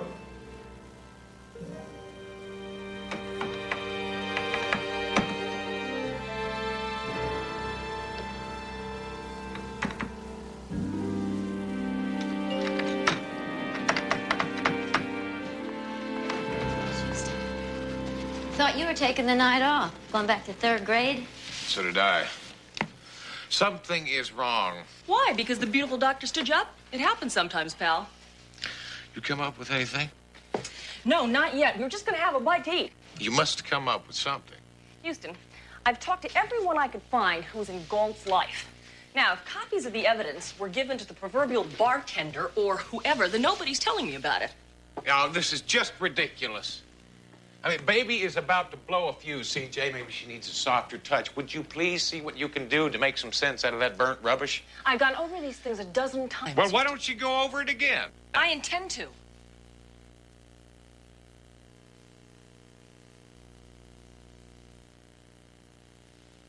Pepperoni or sausage? I'm sorry. Me too. Look, the information we need to nail Perone's got to be someplace, and baby, it's just hard to get at. Okay, what are you going to do? The same thing you're going to do, only we'll take a little more direct route.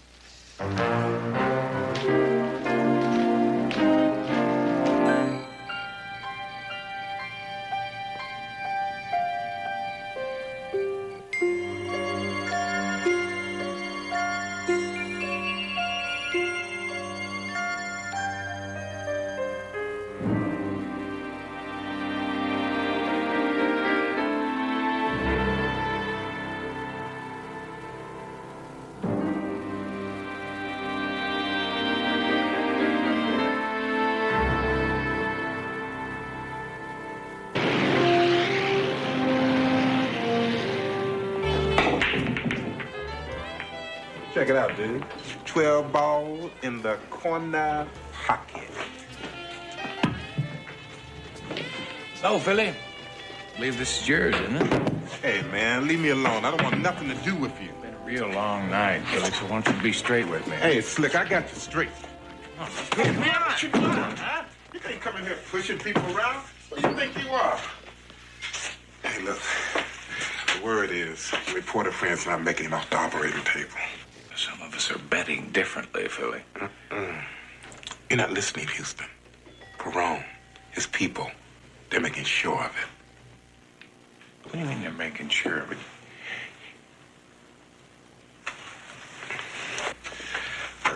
We've been in here long enough. Save my reputation, man. Right on the button. Right on the button, right? Right, the button right here. This will make it look good, wouldn't it?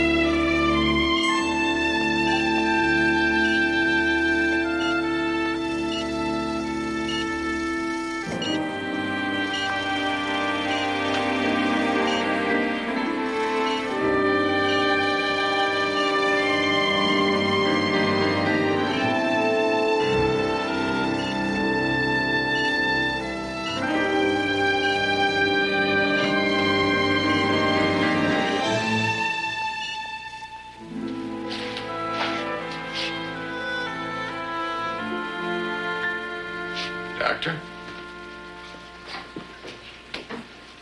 Houston, hello. Where's your little girl? She's home. She'll be all right. It's just a little fever. I just came from your house. There's nobody there. No babysitter, nobody. Leave me alone. They've got her, don't they? Yes.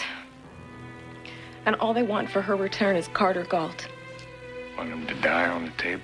Dr. Harrison, ICU code. Doctor, it's the reporter. Mr. Galt, he's fading. I'll be right there. What are you gonna do, Doctor? Operate. We don't have any choice. He won't last till morning. What are you gonna do?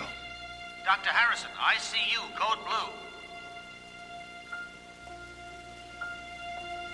I've got to go.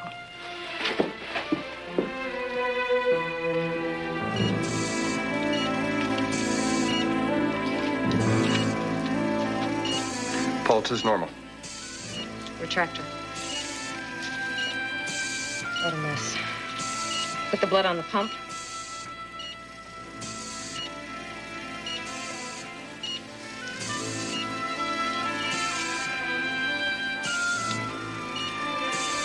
Suction. Kelly clamp. Liver's been lacerated. Pulse is steady, but pressure's dropping. And on Carter. Pressure's still dropping, Constance. We're losing him. No pulse. It's a straight line. Dr. Smith, call your office. Dr. Smith, call your office.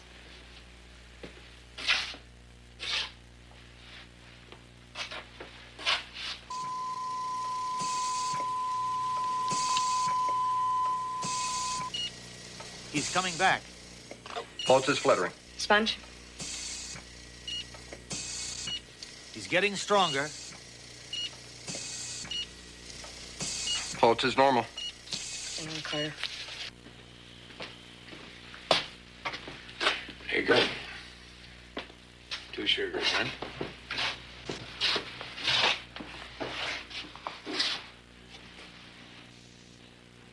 Pulse is steady, but pressure's dropping. 80 over 30. Sponge. Pressure's still falling, Constance. 40 over 20. Pulse is fluttering. Lidocaine. Hang on, Carter. We're losing him, Constance.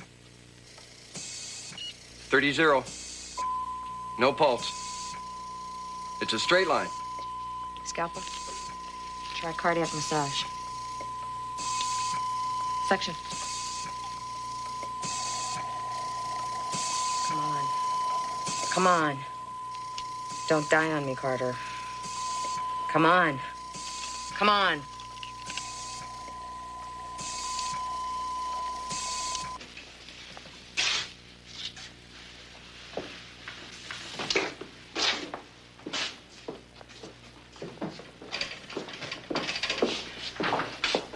I'm sorry.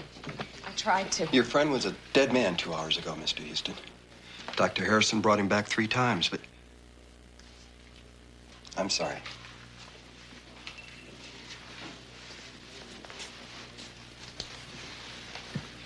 I just kept thinking of Jody. I kept thinking how easy it would be for me to let him die. He was slipping away so quickly. But I couldn't do it. Well, I guess they got what they wanted. Listen, can you keep this quiet for a couple of hours? Why? Why? I need the time. But they'll release her now. It turned out the way they wanted. Don't you understand? Perone is not the kind of man to take risks. But they said that...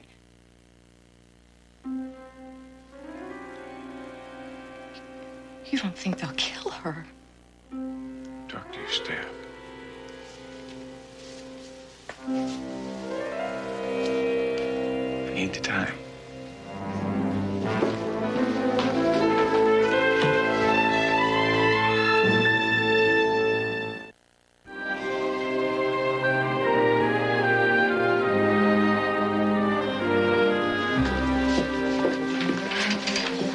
It's been taken care of. Everyone knows not to give out any information on Carter Galt. Constance, do you remember anything that your little girl might have said? Anything that you heard that might give us a general location where they're holding her?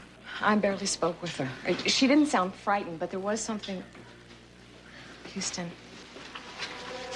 Jody said one of the men that was with her was a priest. She called him Father Joe.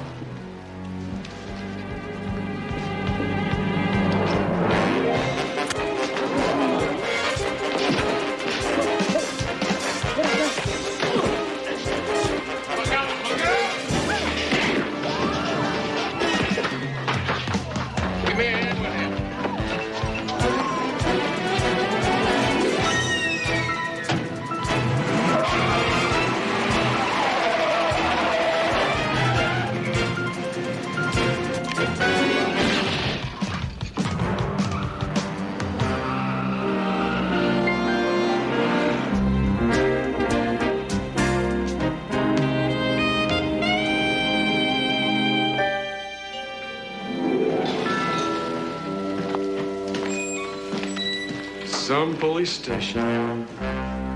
Where's the girl? What kind of girl you want, Houston? I got a friend can get you black, oriental. Where is she?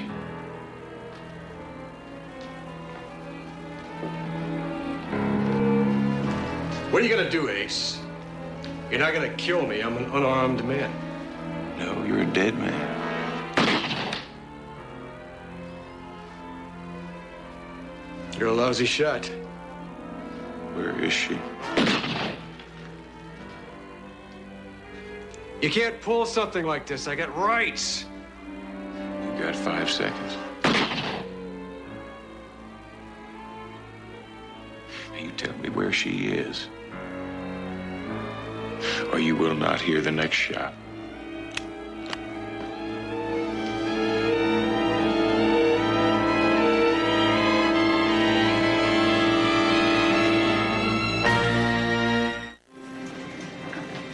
Well, reporter's dead. That leaves just one small detail. The girl. Yeah, I'll drop her off a few blocks from her house. Why not just walk her into the police station? She's seen our faces, Jacob. She knows who we are. You can't kill her. No. Give her a fair chance. We'll take the boat out about 5 miles and see if she can swim in. She's just a kid. You can't. Don't you tell me again what I can't do. Unless you want to swim in with her.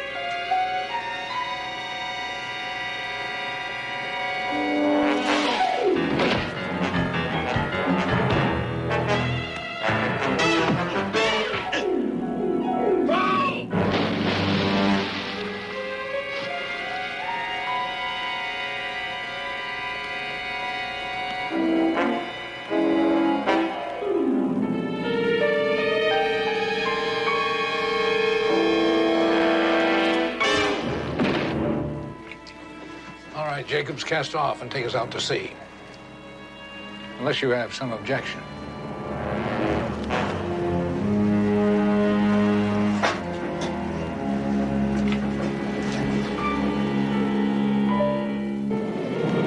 Cast off!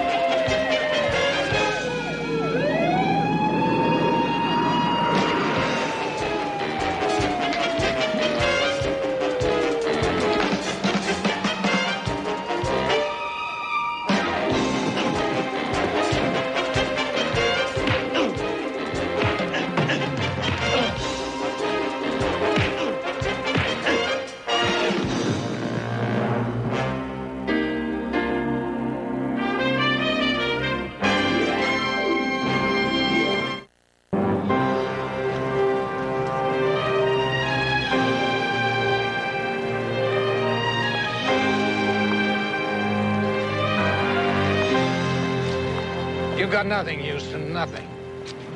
Hell, I didn't get you for murder, not yet. But I suppose kidnapping will do for right now.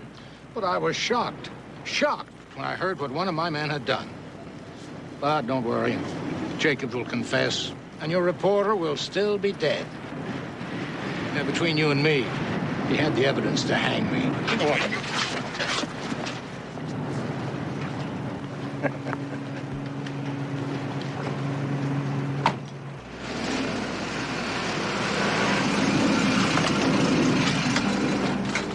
Jody? Baby, let me look at you. Are you okay? Oh, I missed you so much. Oh. Look at the man, CJ. He just got away with murder, and he knows it. Not quite, Houston. You were right. Carter did make copies of the evidence. Bonnie Gold just left these at the office. CJ, these are copies of all of his evidence. Where'd she get them? She found it in her mail this morning. Apparently, Carter sent it the day before he died.